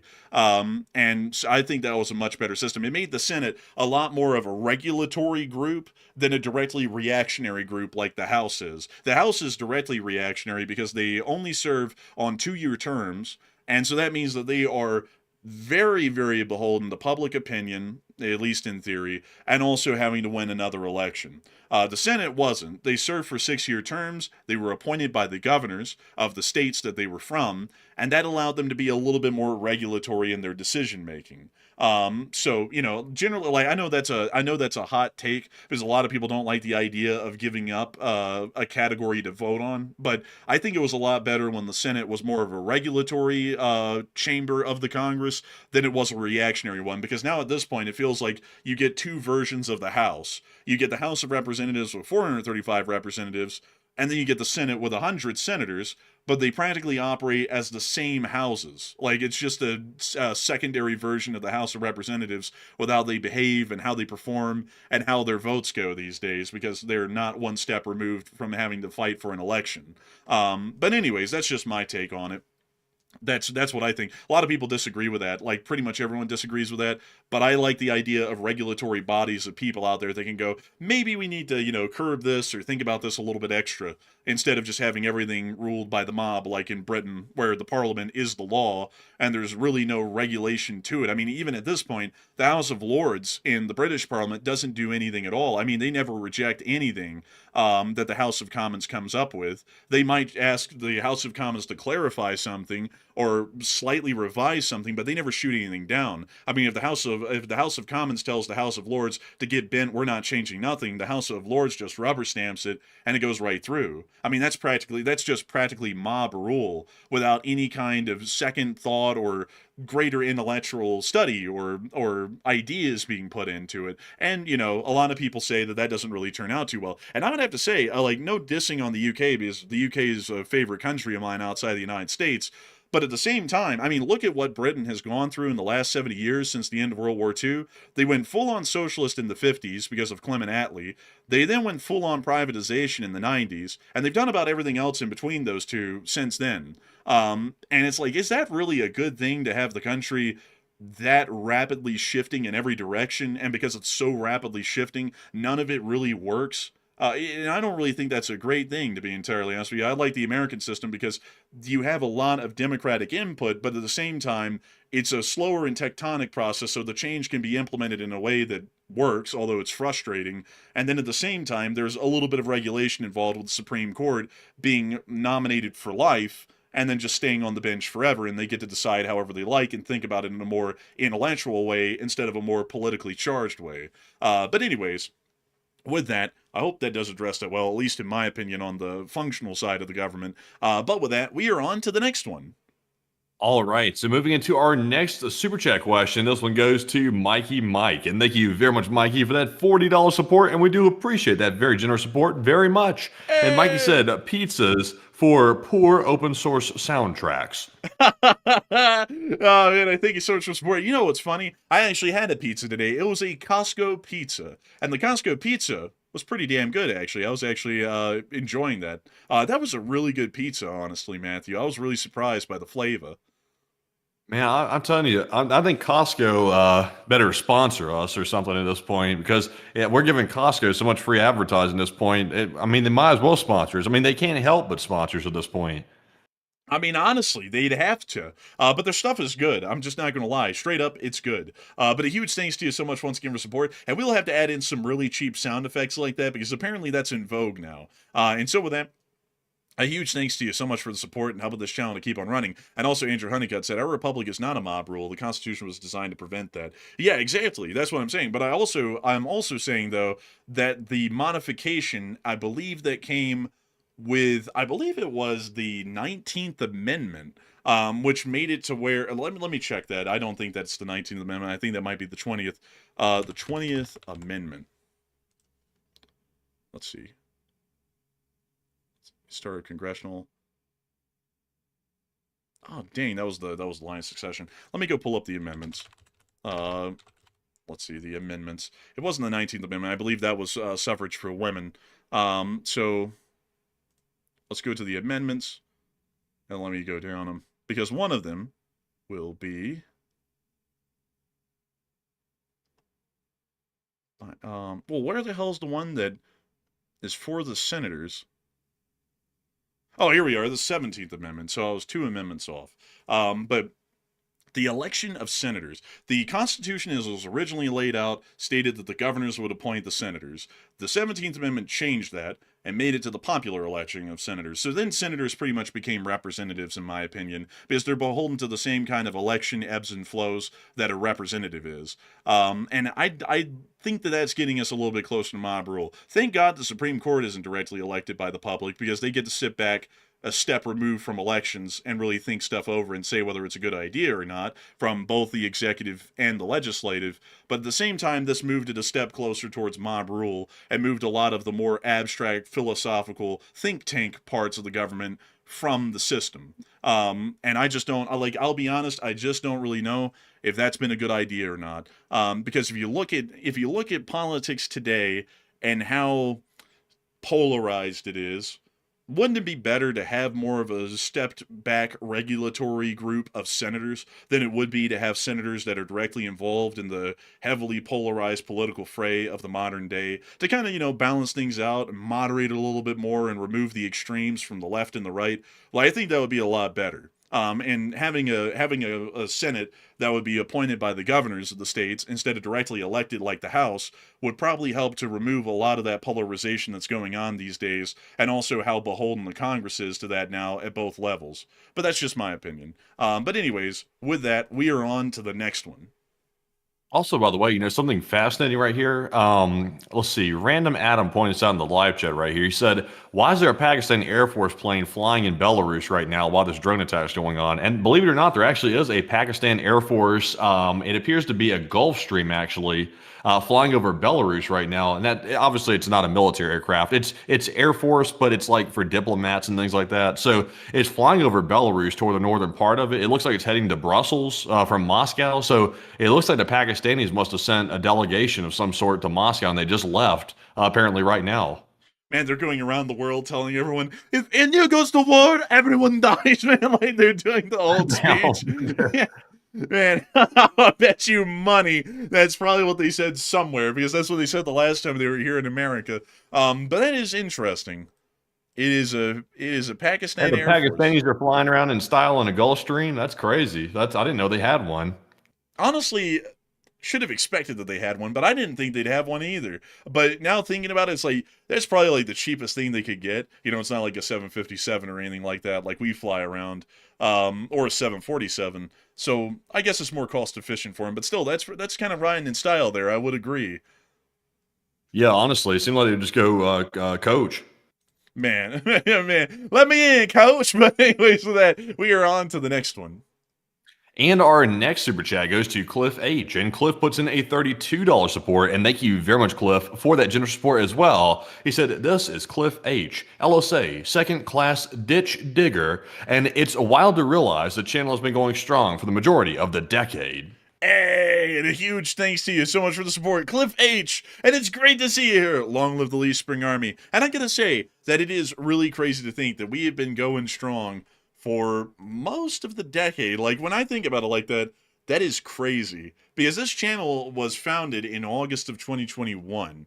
Actually, it was September of 2021. But it was founded in September of 2021. And it has been running since then. So pretty much the whole decade at this point has had the enforcer. So this is the decade of the enforcers. So really crazy to think about it that way, but I got to thank you massively, Cliff H, for being an old guard and having been around for pretty much that whole time, and a channel legend, and supporting this channel tonight and helping us to keep this thing running so we can keep it rolling for the rest of the decade, hopefully. So a humongous thanks to you so much once again for support. I hope that does address that incredibly well, and we are on to the next one. And our next super chat goes to My Hands Are on Fire, who puts in a $20 support and does not leave a comment, though. But thank you very much, My Hands Are on Fire, for once again throwing in that generous support. And we do appreciate it very, very much. But Enforcer, what say you? And I gotta thank you for the massive support and helping this channel to keep rolling. It's folks like you who make this channel a reality, who help us to keep this thing running. And while you didn't throw in a comment, we are hugely appreciative of your support because you're helping us to be able to make millions of comments on air every single night and every single week of every single year. So huge thanks to you so much once again. I hope that does address that incredibly well. And with that, we are on to the next one. And we've also got a $20 support from Old Warrior Fella. And thank you very much, Old Warrior, for that support. He said, preliminary report on the Turkish C-130 breakup. An inboard prop broke off. And like happened in a prior incident, cut the fuselage, and the fly cabin broke away and the tail followed, and very similar to a prior similar crash.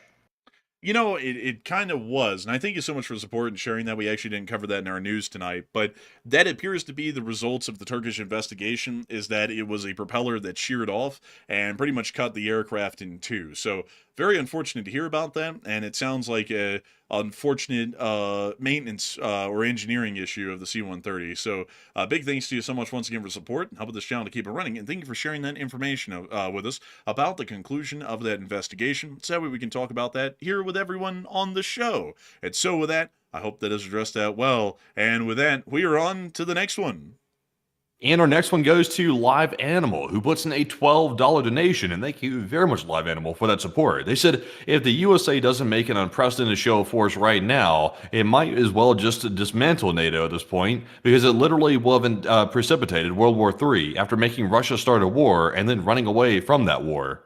I would completely agree at this point. NATO has to do something, otherwise what does the alliance even exist for? It exists for collective defense, and the only thing that it does exist for, collective defense, is what we're not doing right now. So what is the point of NATO? I mean, it's great to say that all of the calibers are standardized, but what does that matter when the main point of it, which is collective defense, isn't being followed through? I would have to completely agree with you there. And so a big thanks to you so much for the support and helping this channel to keep on running. And with that, we are on to the next one. And our next one goes to Bama FPV, who puts in a 10. And thank you very much, Bama, for that $10 support. And he said, LSA. LSA, baby! And I gotta thank you so much for the support, Bama FPV, from the great state of Alabama. And it's great to know that you're here with us tonight, because we talk a lot of crap about Alabama, but damn it, I still appreciate it. I'll tell you something. It's a cool state. It's a neat state, looking at it in hindsight. I gotta say, when the stars fell in Alabama, you know, I remember in school we had to sing that song. I don't know if you remember that, Matthew, in elementary school, when we had to sing Stars Fell in Alabama. I never sung it. Really? No, I don't remember that at all. You don't remember the song Stars Fell in Alabama? No, I don't remember that one. Man, that is crazy. That is crazy, man. It was a whole song. It was a whole song. I don't recall that. Man, I remember in elementary school, folks, for some reason I had to sing that in one class. I don't know why, but yeah, it's something that I remember. But Alabama, it's an interesting state, you know, fallen on some hard times, but still great state nonetheless. We get to say that now because we're kind of like a step removed. So we get to go, Alabama, it's a cool place. But beyond that, a huge thanks to you so much once again for support and helping this channel to keep it running, because you are one of the people who makes Alabama a neat place. And so a huge thanks to you so much once again for the support and helping this channel to keep on running. And also, folks, we used to have a license plate. Let's see, Stars Fell on Alabama license plate. This used to be the old license plate of the state of Alabama. You know, the story behind this was, at first, they weren't sure if it was stars at first. At first, they were saying, look, it's a damn UFO up in the sky. And then they realize, oh, it's just stars. So then they put down the license plate because it was a whole deal. You know, I could just imagine it. Man, some redneck outside of a bar. Come here, you son of a bitch. I'm going to make stars fall on your Alabama ass. Bam. And let him give someone a bloody nose. Bro, Yeah, honestly, the stars on that tag are the stars that they put on like the Looney Tunes thing when somebody gets in a scrap or something like that and they get like knocked out or something. That's like the stars they put floating around their head. Man, honestly, man, but I will say this, folks. Alabama does have its positives. Like for example, the forests are really nice. It's got an interesting bit of history to it. Some great, some terrible. And generally the nice people there are pretty cool. Like I would have to say, and that's about 40% or 50% of the state, I'd say. The other 50% aren't the greatest folks, but you know I think that might be anywhere. But still. Beyond that, I hope that does address that well. Also, by the way, here's the next license plate we got. They actually had a picture of it here somewhere. Here was the next one that we got was the Sweet Home Alabama one from the Leonard Skinner song, Sweet Home Alabama. So we're just, coining everything that we could get about Alabama and putting on a license plate. And then the modern one, there's another one that came after this one. I remember when the Stars Fell on one started to disappear, and then we started to get the Sweet Home Alabama one, and we were like, whoa, this is a huge upgrade, and it really was from the Stars Fell on Alabama one. And then the modern Alabama license plate is different than that one. Now let me see if I can go get that one. Oh yeah, it's this one right here. That's the modern It's one. 00000. 000, or you can get this one. This is the other option that you can get, but this is the one that pretty much everyone gets in the state. And it's interesting because it's the last two license plate iterations have both been of the Gulf Shore. It's interesting. I have the Gulf on there. It ain't a hero if it's a zero. That's what my mama always told me. When I look at this tag right here, I say this tag right here ain't quite right. That boy ain't right, Bobby. Baba, that boy ain't right. Man, like looking at all of these license plates, look at this, man. I'm not gonna lie, folks, I like the 1970s license plates the most that we had.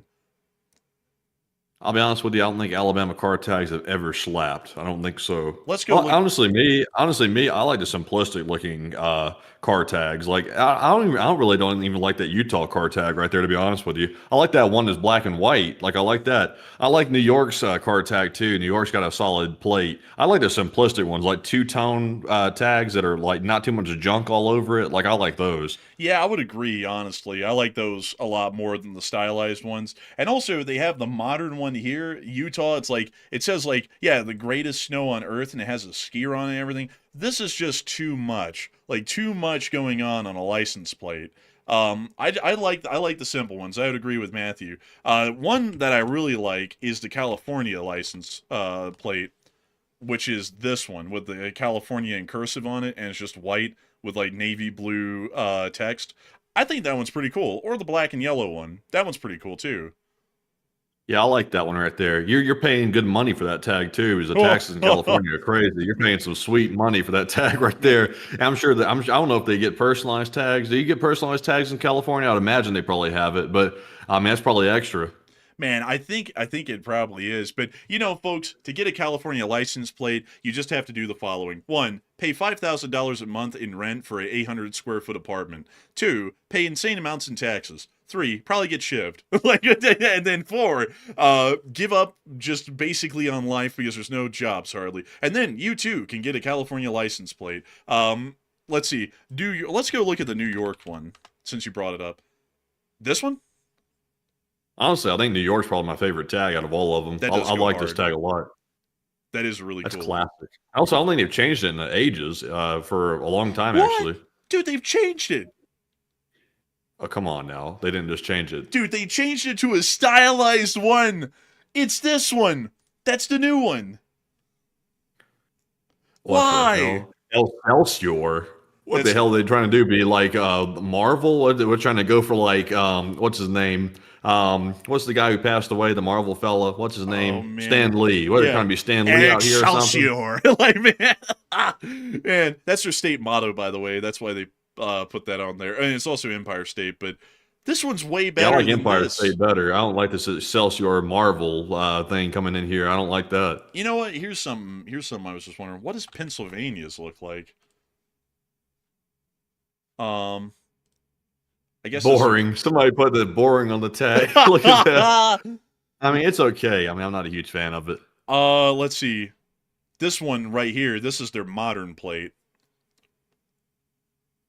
I mean, it's all right. Let freedom ring. I mean, yeah, I mean. It's okay. Let's see. Let's think state license plates. Let's just pull up state license plates and let's look at the designs. There's this is from a while ago because they still had Alabama's old one. Let's see. Texas was not bad. Like it's just very simple, black and white. That's not too bad. Texas has a pretty sick personalized tag. Like pull up the Texas American flag tag. That's pretty cool. But I think it's like personalized. You got to pay extra and everything for it. Let's see, Texas American flag tag because there's a lot of Texas tags.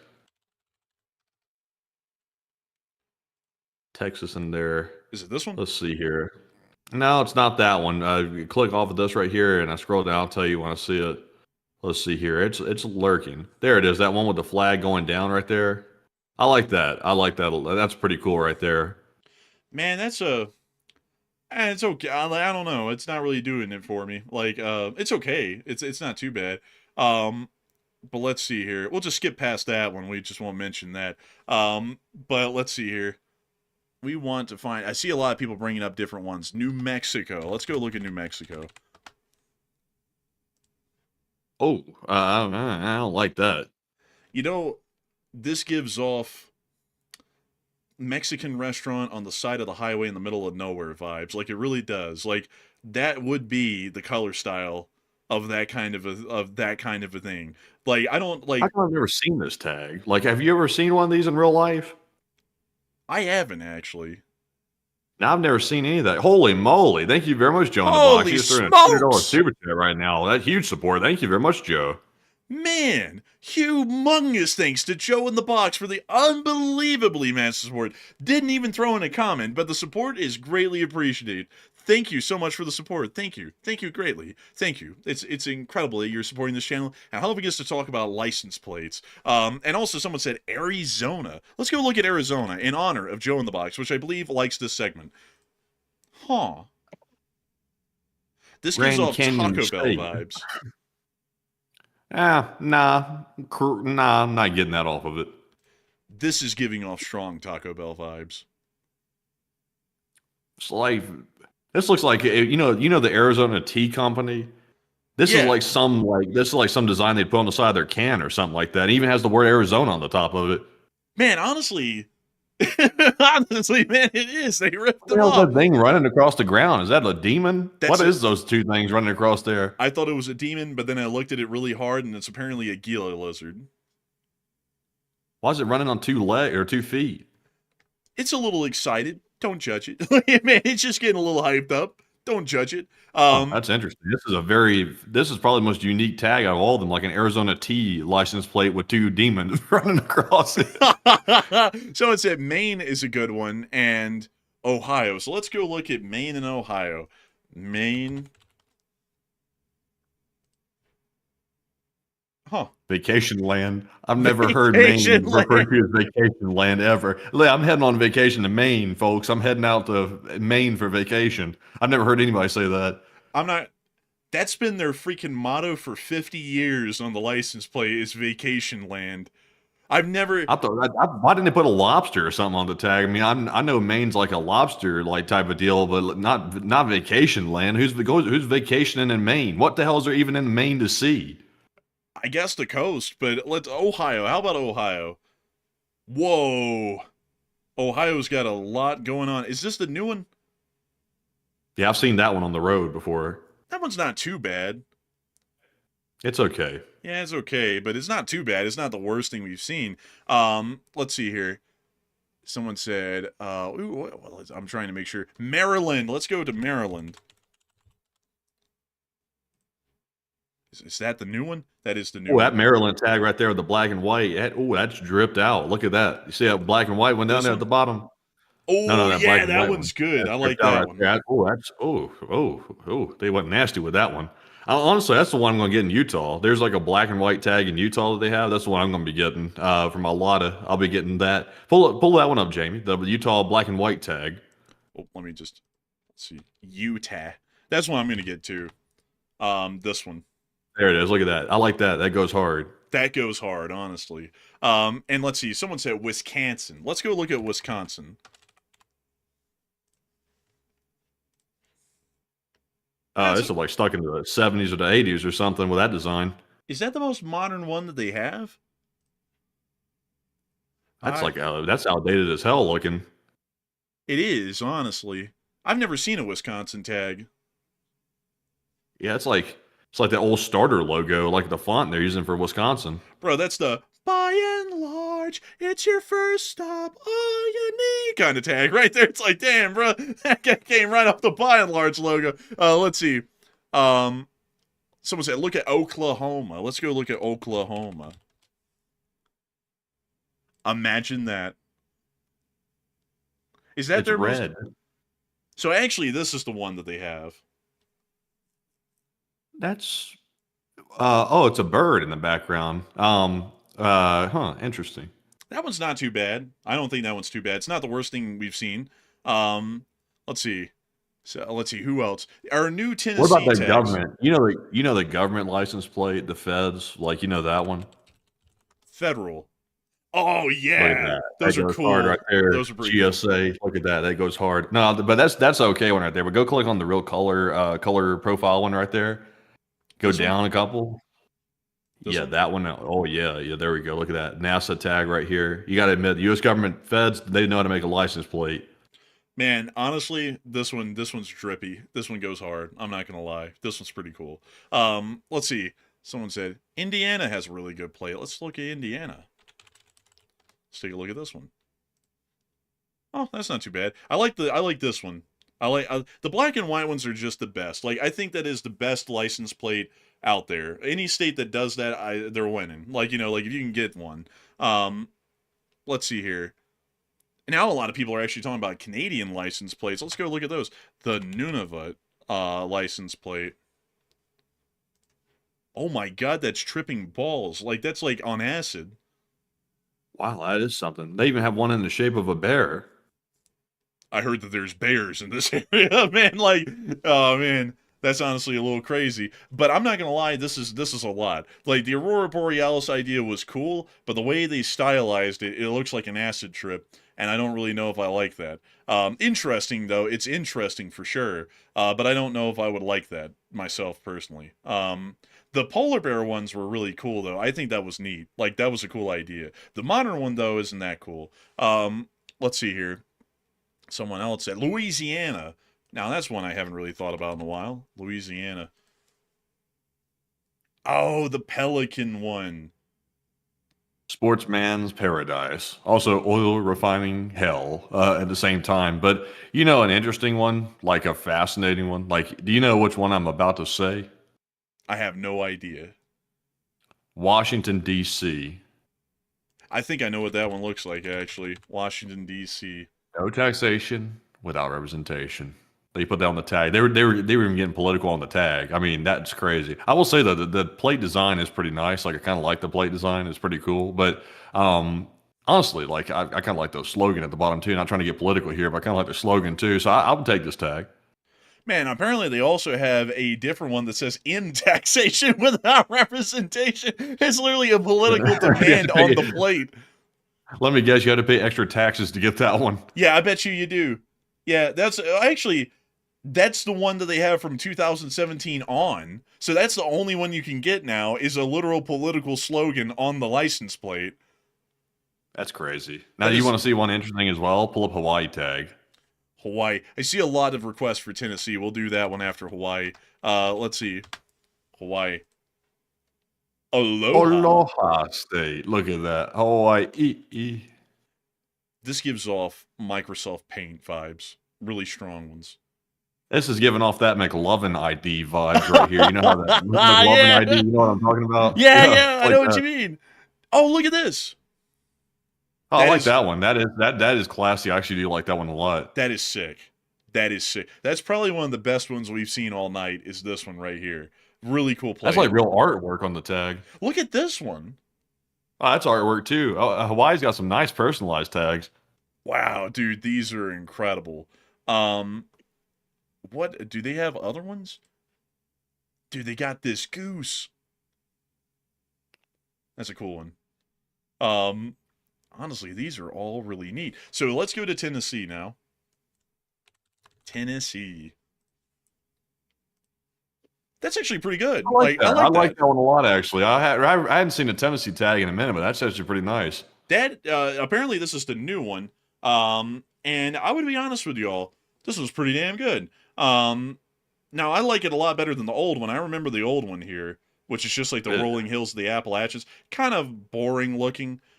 This is just really nice, like great style to it. Really like that a lot. The blue and the white, really bold, really nice, really sticks out. And also, before someone says, "Wait a minute, they put religion on the tag," on the Tennessee flag, it actually does say, "I believe in God we trust." If I'm correct, let me check that. Actually, it doesn't. I don't think so. They put that on there, huh? Interesting. That's a religious statement, and it's technically a violation of the First Amendment. But interesting though. Also, they have different variations of it. Dude, the white and blue one, the inverse, looks really good too. I like all these right here. It's like a nice watch color scheme or something. Man, honestly, folks who are in Tennessee right now, y'all are living the high life for the whole license plate deal. Man, I'll Very tell you what, they really designed some good license plates over here in Tennessee. man, Tennessee. Man, what does Arkansas look like? Ew, a giant ass diamond. Man, man, I got diamonds on my grill. Man, I'm for so real. real. Man, I don't know bad. about the diamond in the middle of the tag. I no, that's tacky as hell. That looks terrible. What about Missouri? Oh, that's not too bad. Sam PLE. Oh, sample. That's a spell. I'm dumb. Oh man, fragile. Man, wow. I was trying to really look for some meaning in that for a minute. I was like, Sam PLE. What the hell does that mean? I'm looking now. It's 12:08 old time. Okay, it's 12:08 old time. So also my coffee's wearing off. I'm over here dying because I'm dusty in here. I mean, come on now, give me a break. Man, I'm gonna give you a break on that one though. That was a pretty good mess up though, man. Sam Peely. What does that mean? I was like, dude, it's sample, man. It's like, but one more, and then we'll move on. Colorado. Let's see, Colorado. Let's take a look at it. I mean, I like it. It's okay. it's okay. I mean, it doesn't stick out the most like some of the others, like the Hawaii ones. Honestly, the Hawaii ones and the Empire State ones are the goated ones. Like, those were the best. And the Tennessee ones, those are like the top three of the night. But the rest of these, that one's great. That one's like the Utah one. Look at that. I mean, that actually looks great in a picture. If I wasn't worried about doxing myself or something like that, I'd like to get ENFMAT like on my car tag. But the problem is, it's like advertising who I am, so I'm not sure if I want that. I'll probably have to get like something generic. Man, someone's gonna say diamonds on my grill. I'll follow him home. Like, and then it's like, like, Don't follow me home. Man, I'll be honest with you, man. That wouldn't be a good move. What is Alaska? I got nothing you want at my house. No, man. Oh, look at that. Dude, Alaska's isn't too bad. The last frontier. Dude, and The last frontier. their stylized plates are like Hawaii's. Look at those. That is wild right there. Like nice, beautiful pastel colors. Man, If I was designing Alaska's tag or something like that, I would have like the Coca-Cola snow bear, like polar bear is what I'm trying to say. Yeah. Like looking like into the left side of the tag and waving or something like that, like smiling at people or something like that. That's what I would have on the tag. Man, that's not a bad idea. Someone said pull up Delaware. That one's actually really good. I like that. That's dripping. That's dripping. Man, and look at the Get a black and white towel. ones. Get a towel for this. Man, get a towel, man. Like this one leaking. Man, like look at that. That's a good plate. Honestly, the black and white ones, whoever does them, they're always great looking. Just putting the name of the state and then the number of the plate and nothing else. That's going to win out every time. It just looks great every single time. But yeah, I mean, it's like Massachusetts. That's another one. I said we do one last one, then we keep going through a million more. This one's a good one. 250 years of independence. They don't need to flex on them. Man. And then this is an old one, and that one's rough. That's like Stars Fell on Alabama rough. But this one's really good too. Oh, the spirit of America. They really got the spirit there in Massachusetts. Man, honestly. But that plate... Boston. Man. Boston! Dude. They got Dr. Seuss in Boston. They sent the Cat in the Hat down to the store to go grab some mutton. They say, go down to the store, Cat. Go get some food. Bring it back. Bring back the change. Man, I actually heard, man, that a lot of people always talk to, like, Cat and Hat. He's like, one fish, two fish, red fish, blue fish. I actually heard that he sounded a lot like Bill Burr. He's like, what's your problem, man? And like, he's like going around like that because he's from Boston. Man, but... They put on the tag, said, so it's in Springfield. I said, isn't Springfield, Missouri? Isn't it Springfield, Illinois? Isn't it Springfield's in a lot of places? How come it's just Massachusetts? I thought the Simpsons were from Springfield too. Like, are they like all in the same town, or like what's up with that? I get a lot of questions here. But this state tag, this one, the bicentennial, well, the sesquicentennial one, this one's great. The other ones, they're okay, but the black and white one's always great. So with that, enough of tags, folks. Matthew, how many super chats do we have left? We have plenty left. All right. And so with that, we're going to get on into them. And so we're on to the next one. In the meantime, one more time, a big shout out to Joe in the Box who put in that $200 super chat while we were yapping about the tags. And thank you very much, Joe in the Box, for by far the largest super chat of the night. And also, we do appreciate the support very, very much, Joe in the Box. And of course, thank you for bankrolling the channel, just like Bobby LC398 and all of our other very generous super chatters as well. We do appreciate that sincerely. And we also have a $25 super chat from Bungus. And thank you very much, Bungus, for that support. And he said, as a 25-year-old who just started paying attention to the news, has the world always been this crazy, or is this new? This is fairly new, at least from us covering it. When we first started covering it, the only big thing going on in the world really was just Ukraine. Now there's a whole bunch of things going on. So this is fairly new. No reason to panic. Calm down. It's okay. We'll get through it. It's just a crazy time, to say the least. But I do thank you for the support and help this channel keep it running. Also, congrats on just getting into the news recently and waking up to what the world really is about and what's going on out there. Don't listen to the chud jacks. They'll tell you nothing ever happens. There's a lot happening out there every single day. But a humongous thanks to you so much once again. I hope that does address that incredibly well. And with that, we're on to the next one. And our next one goes to Darth Tag, who puts in a 10, who said, how many Article 4s will it take until NATO declares Article 5? I think it will take an indefinite number of them until a whole bunch of people end up getting killed by the Russians, and then they might declare Article 5 then, but that's still iffy. And so with that, I hope that does address that the best that we can. A big thanks to you once again for the support, and help this channel to keep running. And with that, we are on to the next one. And we also have a 10 from Tom Exman. And Tom said, how did the Chile elections turn out? We generally don't get into domestic politics, so for that reason I can't really comment on it. And also on top of that, I really don't know how those elections turned out, so I hope that has addressed that the best I can. And with that, we are on to the next one. And our next one goes to Robert Betancourt yet again. And Robert put in a 10 this time. And thank you very much, good sir, for that support once again. And we also have 3 more from Robert. And Robert's second one, he said, thanks for covering my first base from 1964 to 1966, where he tested VX and the V-Grid at Doug Wade Grid Services. And very, very cool, by the way, Robert. That's crazy to know you were actually out there between 1964 and 1966 testing VX, which is an extremely deadly nerve agent, also known as venomous agent X. I believe, if I'm not mistaken, and Robert, you can correct me because you're the expert, I think VX was actually originated from pesticide development work where they were trying to work on pesticides, and then they found out, hey, wait a minute, this might be like a decent nerve agent. So then they started developing it into a nerve agent after that. But VX is more deadly than sarin, and everybody knows how deadly sarin is because we've seen that being used before in very unfortunate circumstances. VX is much more deadly than sarin. So very, very bad stuff right there. It's really like strange. I'm not obviously not a chemist, but it's a weird thing. It causes people to go into a state of constant muscle contraction. So essentially spasms if you get exposed to it.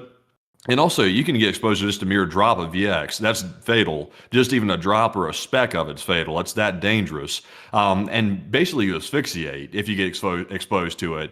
Your body mistakes it for acetylcholine, I believe. It mistakes it for that, and it starts contracting your muscles over and over and over until you asphyxiate and you can't breathe, and then you die. A very notable case of a VX poisoning was actually Kim Jong-un's half brother who got exposed to it in Kuala Lumpur airport. He lasted about 15 minutes and then he was gone. That's how deadly it is. And they smeared it on his face.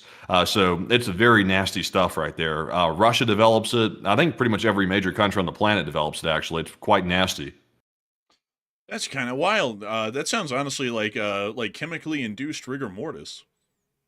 It essentially is. Like I don't want to get too deep into it because obviously it gets complicated. I'm not a chemist, but it's really weird the way it works. It like mimics acetylcholine and it inhibits it. So your muscles they get the chemical signals to retract. What your muscles do from one of those chemicals.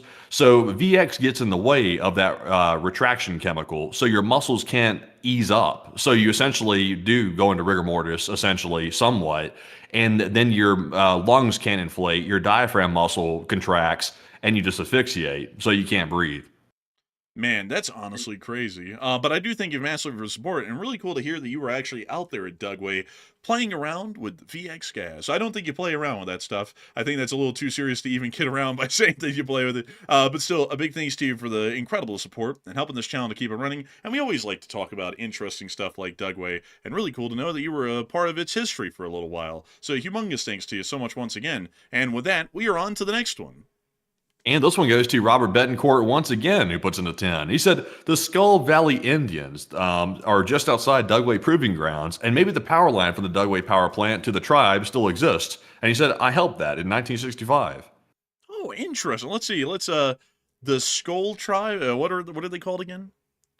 It's Skull Valley Indians. It's, Skull Valley's over there next to Dugway, I think. Well, we didn't take that road. We didn't go that far out, but it's like a road or a highway back near Dugway. Oh, wow. Look, the Skull Valley Reservation. What is out here? Ah, another test range. And some rocks. And, a house. 2 houses. 3, 4, 5, 6, 7, 8, 9, 10, 11, 12, 13, 14, 15, 16, 17, 18. 18 houses. 18 houses make up this Skull Valley Reservation. And that is very interesting. Really cool to hear that you ran power lines out here. There's not really a lot of a town out here, interesting enough. I don't know if it was as big as this or smaller back in the day or if it was larger. But that is very interesting. And I thank you so much for sharing that little tidbit of information with us, because I find stuff like that very, very interesting. And so a huge thanks to you so much once again. I hope that does address that well. And with that, we are on to the next one. And Robert put in another $10 support. And thank you very much, Robert, for the 4th super chat of the night. He said, there is a 1953 Studebaker with a roots blower sitting in a barn in Clover, Utah, south of Tooele, that I bought in 1966 prior to leaving Dugway Proving Grounds. Oh, that's really cool. That's pretty neat.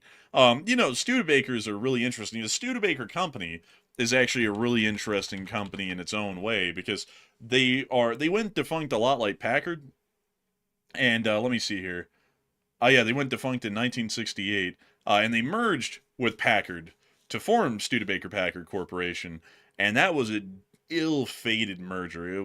Many mergers are ill-fated, but this one was really ill-fated because Studebaker did poorly. They were starting to do poorly already, but they did extremely poorly after the collapse. Also, after the merger, but I call it the collapse because it was bad. But look at this Studebaker Speedster. That actually looks pretty cool. And look at this Studebaker Touring. Honestly, every car in the 1910s looked the same. Like this basically looks like a Ford Model T. But let's see here. I want to find that military production Studebaker. Actually, they don't have any pictures of it on here. That's wild. Let's see here. eventually we'll get to the part where they go down. And we just apparently passed right over it. But unfortunately, Studebaker went out of business. A lot of American automotive companies went out of business. And that's something that's kind of crazy is that people nowadays will be like, man, American automotive manufacturing is going under. There was always a company that was going under. And Packard was also a really interesting company that went under too. Honestly, I thought their logo went hard. I thought that was a cool looking logo. But let me see if I can show y'all some of the cars that they had back in the day, back in the like 50s and 60s and stuff. Like this one. That one doesn't look too bad. It almost looks like a Corvette C1, kinda. You said a Corvette C1. Kinda, like a little. Uh-huh.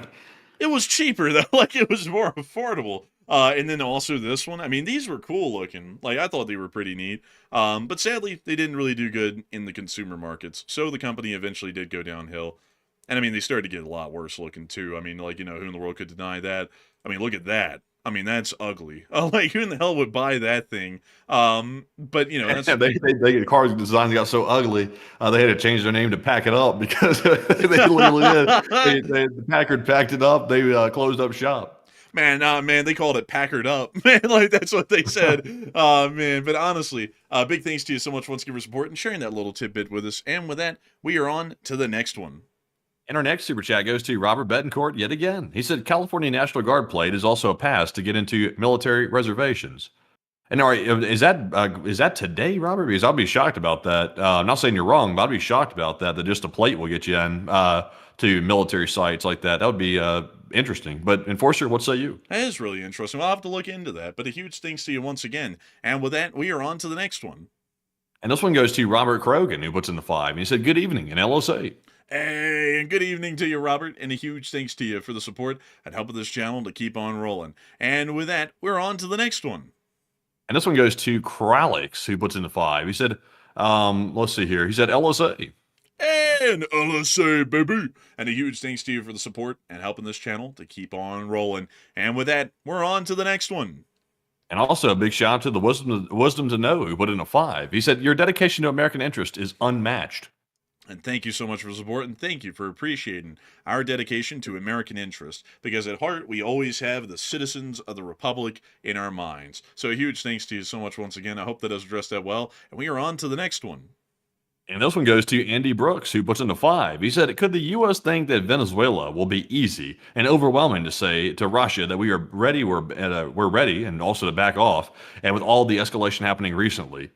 It's possible, but I have a feeling that it's mostly unlikely in that we're actually choosing a fight with the Venezuelans just to pick a fight with them for reasons. But a big thanks to you so much once again for support and helping this channel to keep on running. And with that, we are on to the next one.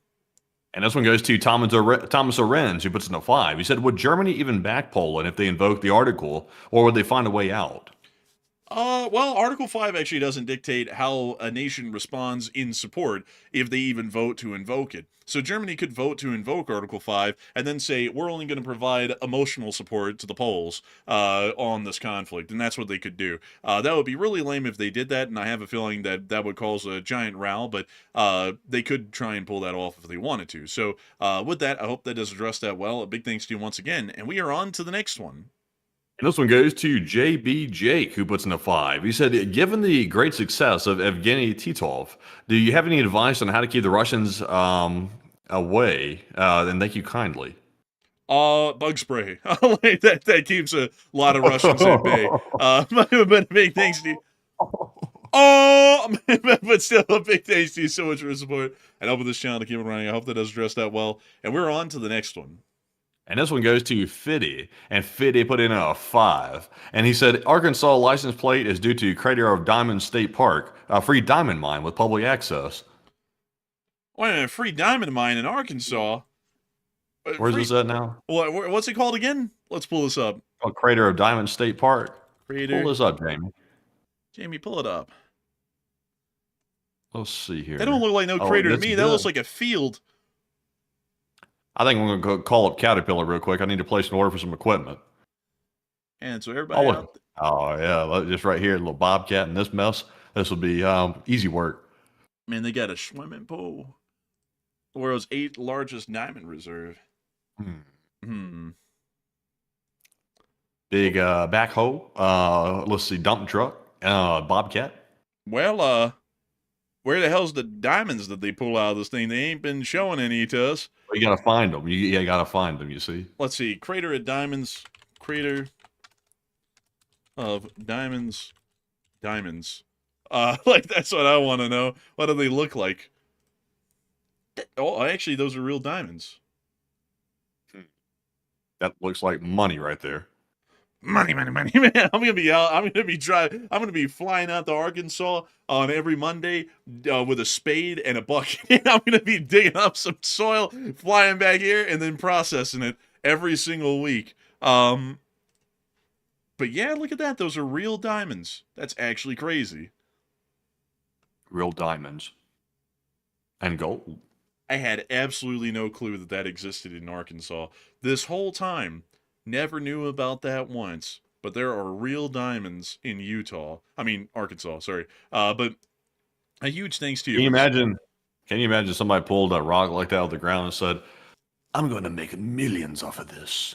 I'd be like, are you crazy or something? Like, this is just like a clear rock. And then people said, "Here, take my money, take it." And I was like, oh, okay. Well, apparently, rocks. Man, imagine being in like Central or South Africa and being like, oh yeah, these clear rocks that don't have any value. Yeah, there's like millions of them. I mean, you literally stick your hand in the dirt and pull like 100 of them out, and then someone's like, I'm gonna become a multi-trillionaire. Like, and it's like, how in the hell did that even happen? Like I don't know. Like, and this really proves the point here. Like in Arkansas, diamonds are worthless, like completely worthless. They're literally just clear rocks. And yet we spend thousands of dollars for a single one of these tiny clear rocks to put on a ring. Like, I don't really get it. And then once they got the women hooked on the clear rocks, it was over with. Once that happened, it was like sales galore after that. You have to buy the rock. You cannot opt out of buying the rock. If you don't buy a rock, then who the hell even are you at that point? You don't have a marriage at that point. You got to buy the rock. But, and then you got to buy the rock. And then, Matthew, the worst thing that ever happened for rising diamond prices happened. Diamonds on my grill. Man, I'm so real. And then the rest was history. Johnny Dang. Man, it was Johnny Dang, and the price of diamonds skyrocketed. But anyway, so with that, a huge thanks to you so much for the support and helping this channel to keep on running. Because if it wasn't for folks like you, we wouldn't be able to know about that really cool spot in Arkansas. So a huge thanks to you so much once again for the support. And with that, we're on to the next one. And our next one goes to Andrew Honeycutt, who put in a 5. And thank you very much, Andrew, for that support as well. He said, since the founding fathers were deists, and created the Constitution that separated church and state, should we not follow that example?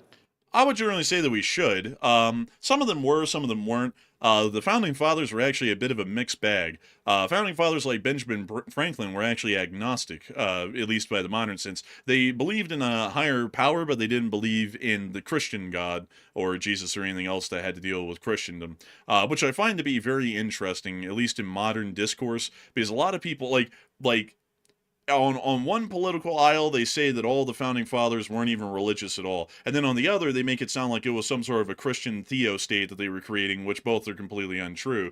There was loads of different religious sects within the United States, and even outside the founding fathers understood that each colony had prevailing religious groups that were completely different than the others. Boston was big with Quakers. Pennsylvania was big with Quakers. Boston was still generally kind of big with Puritans, but kind of the offshoots of Puritans. Virginia, generally the Anglicans from the Church of England. Maryland, Catholics, so on and so forth. The southern states, North Carolina, South Carolina, and Georgia, they generally had, I believe it was something along the lines of the protoplasmic version of the Baptist church was really the main Protestant church within that area. And so there was no way at that time to get the whole entire country to unify under a single religious principle. And that's something that a lot of people just completely lose in hindsight nowadays, is that Christians didn't look at Christians as Christians back then, like, Catholics and Protestants and the Orthodox folks all being of the same religion. They viewed them as entirely different. I mean, even within the Protestant groups,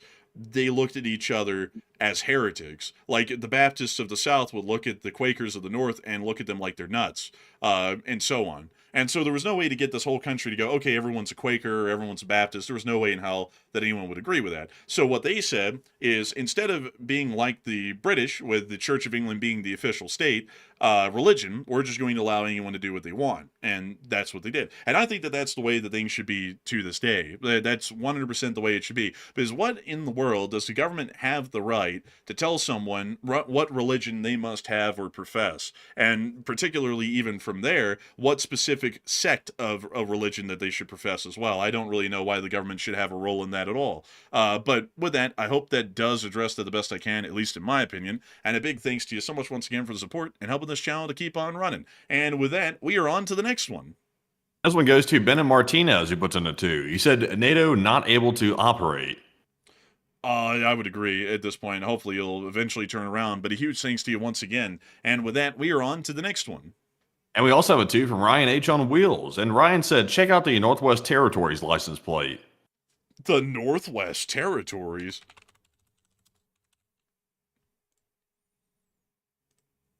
Oh. Spectacular. Impressive. That was pretty neat. I like this one though. This one's the coolest one. I like the polar bear. That's a style that goes hard. They got the bear looking shocked at something. Honestly, that bear is like how I feel like when I look at the NATO response. I gasp. I go, oh, like that bear is looking at something. Man, that was me yesterday when I looked at the price of my grocery bill. Like, I say, oh my god, oh man. But anyway, oh, it's painful. Oh, the agony. But anyways, with that, we are on to the next one. And this one goes to Joseph Wenchel 779. You put in a 2. He said Colorado has multiple personalized plates. And that is true. That is true. And I found some of them pretty cool. But a huge thanks to you so much once again for support and helping this channel to keep on running. And with that, we are on to the next one. And we also have a 2 from Reckless by Design. And they said the Florida Don't Tread on Me tag. The Florida. Alabama had that one too.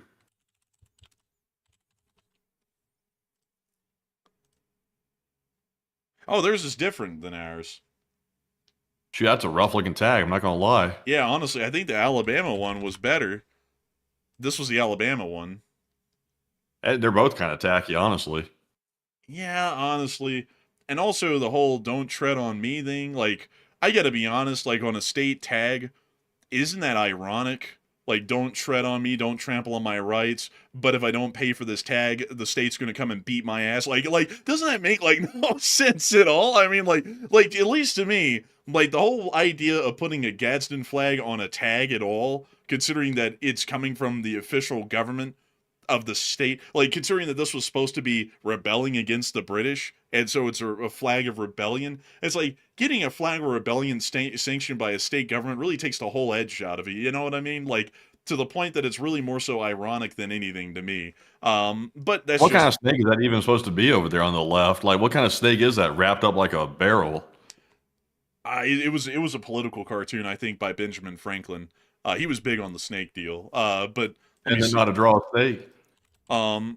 Bruh, he didn't see a lot. Like, he didn't really go out in the woods much. He didn't get out much. It's like defying gravity of the snake right here. Freaking anti-gravity snake. Bruh, this snake went, my skin makes me uncomfortable. And then it just coiled vertically like that.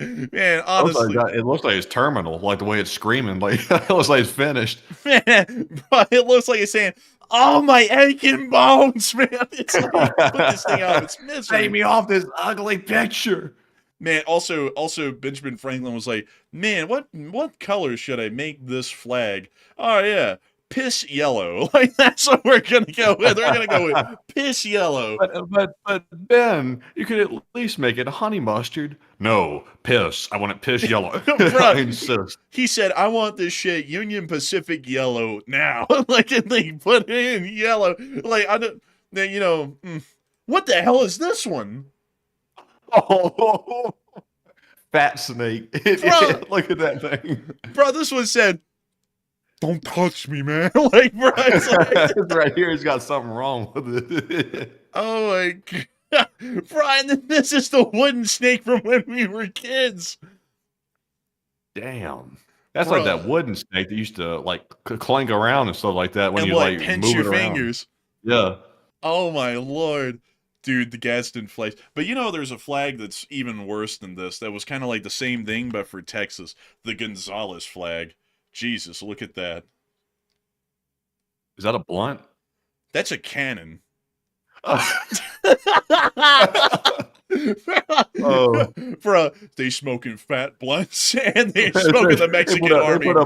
They put a blunt on the flag with a star above it and say, "Come and take it." This is a hot dog man flag right here. What the hell? Aw, man, come and take it. Bro, you know, people make fun of, like, flags these days, and they're like, dude, that looks like it was made on Microsoft Paint. This was made on Microsoft Paint, like, 150 years before that was even an idea or a concept. This flag is terrible. Like, it has a lot of history to it and significance, especially for the state of Texas, but this flag is awful. Like, they could not have made a worse flag than this. No way in hell. And the original one was worse, because this... Or really this is the original one. You're not telling me that doesn't look like a blunt on a flag. That really does. It looks like a tweaker wrote it too. They wrote it on the come and take it like crayon. Bro, you know the cannon that they were making this whole stink over? That one.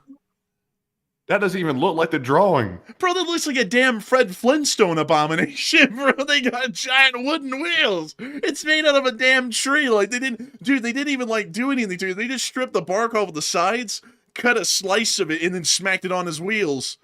Like, and that isn't even the big cannon, dude. That's, like, almost like a rifle-sized bore.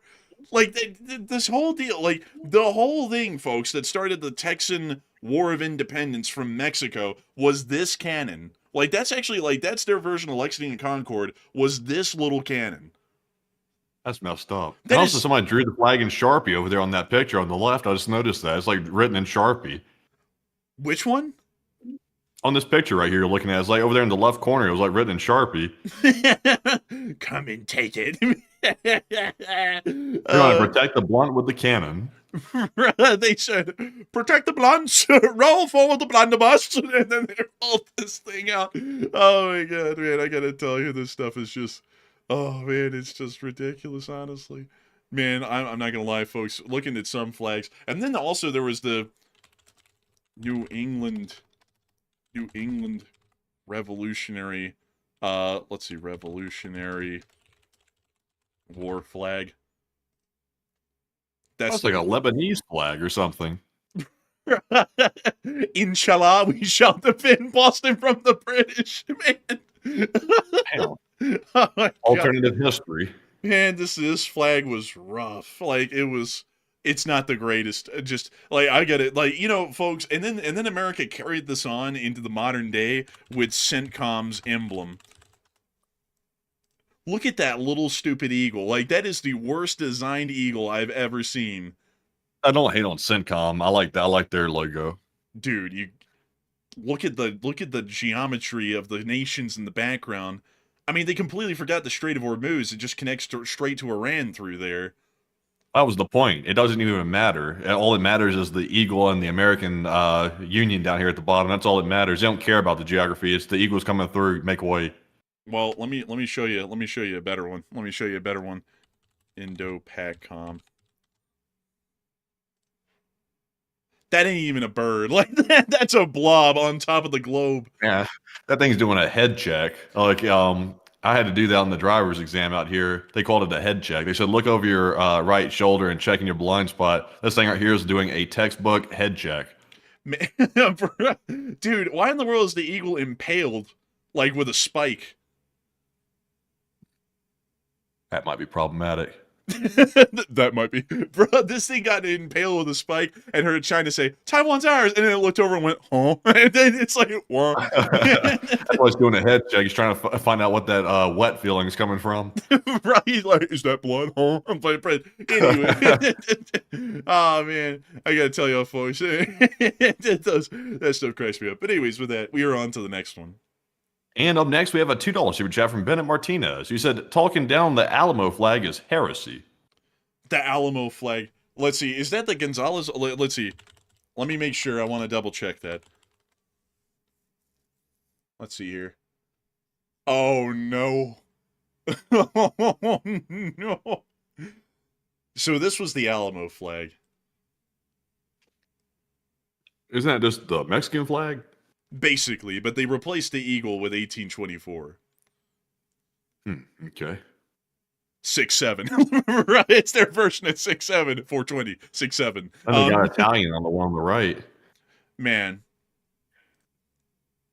it goes hard. I want a pizzeria. Send it to 1824 123 Street.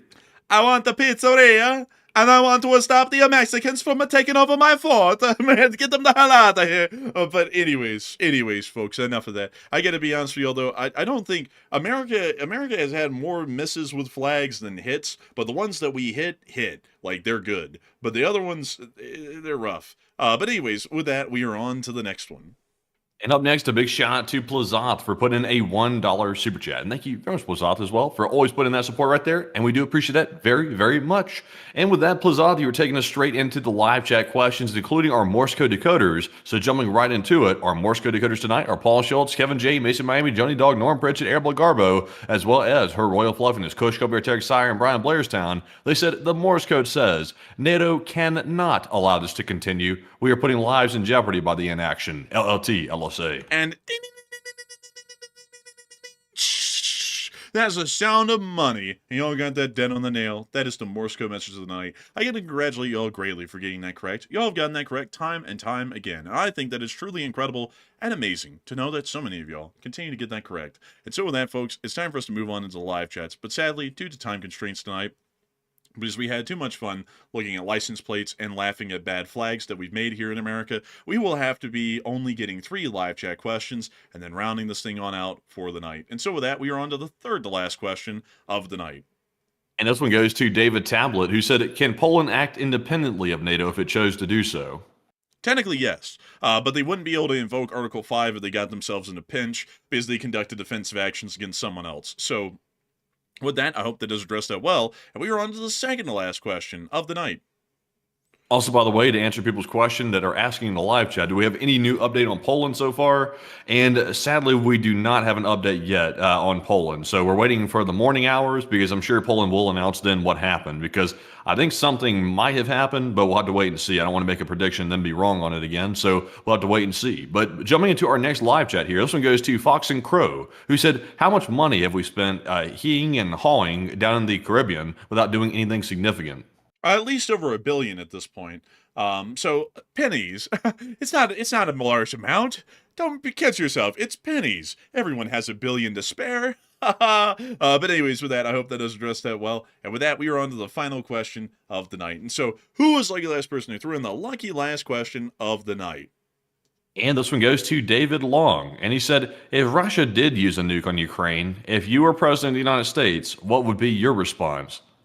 The response would be most likely joining the war in support of Ukraine, because the Russians should understand that that is a red line not to be crossed, is using nuclear weapons on a non-nuclear state when they're not posing an existential threat to the Russian Federation. And for our purposes, Ukraine never poses an existential threat to the existence of the Russian Federation. So at that point, if the Russians used a nuclear weapon and we didn't respond, we are laying out the precedent at that point that Russia can pick a fight with anyone and just nuke them to win. And that's a world that would be too dangerous to live in at that point. So we would have to go to war with the Russians to make it incredibly clear that that's not going to be accepted. And so with that, I hope that does address it the best we can. And also, before we round this thing on out for the night, we actually got a $5 super chat from Andrew Honeycutt. And Andrew Honeycutt said, the enforcers never shy away from complex issues concerning foreign policy or anything else, and that is why the channel is successful. And long live the Lee Spring Army. And long live the Lee Spring Army indeed, Andrew Honeycutt. And I got to thank you for summarizing our channel in a very positive light. And we thank you greatly for your support and helping this channel to keep on rolling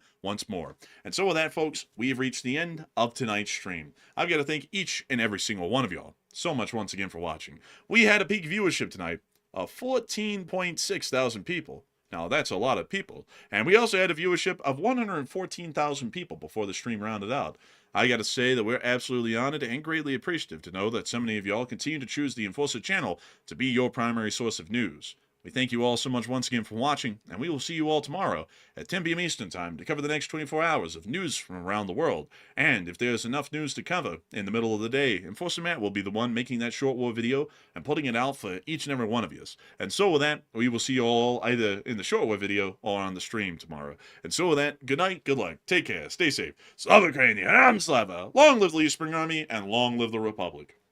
And with that, folks, we will see you all tomorrow, midday, for a short war video if there is enough news to cover, and also at 10 p.m. Eastern again tomorrow night for another night of war news streaming. And of course, I imagine we will have news tomorrow, because if Poland tells us the big news that drones have gone into their airspace, you can pretty much guarantee there will be a short war video tomorrow. So with that, big thanks to all 114,000 plus people that have joined us by the end of the stream, and we appreciate every single one of you very much for watching the channel and choosing us as your source of news, and we will see you all tomorrow. And with that, Slava Ukraine, Heroam Slava, get some rest, and good night.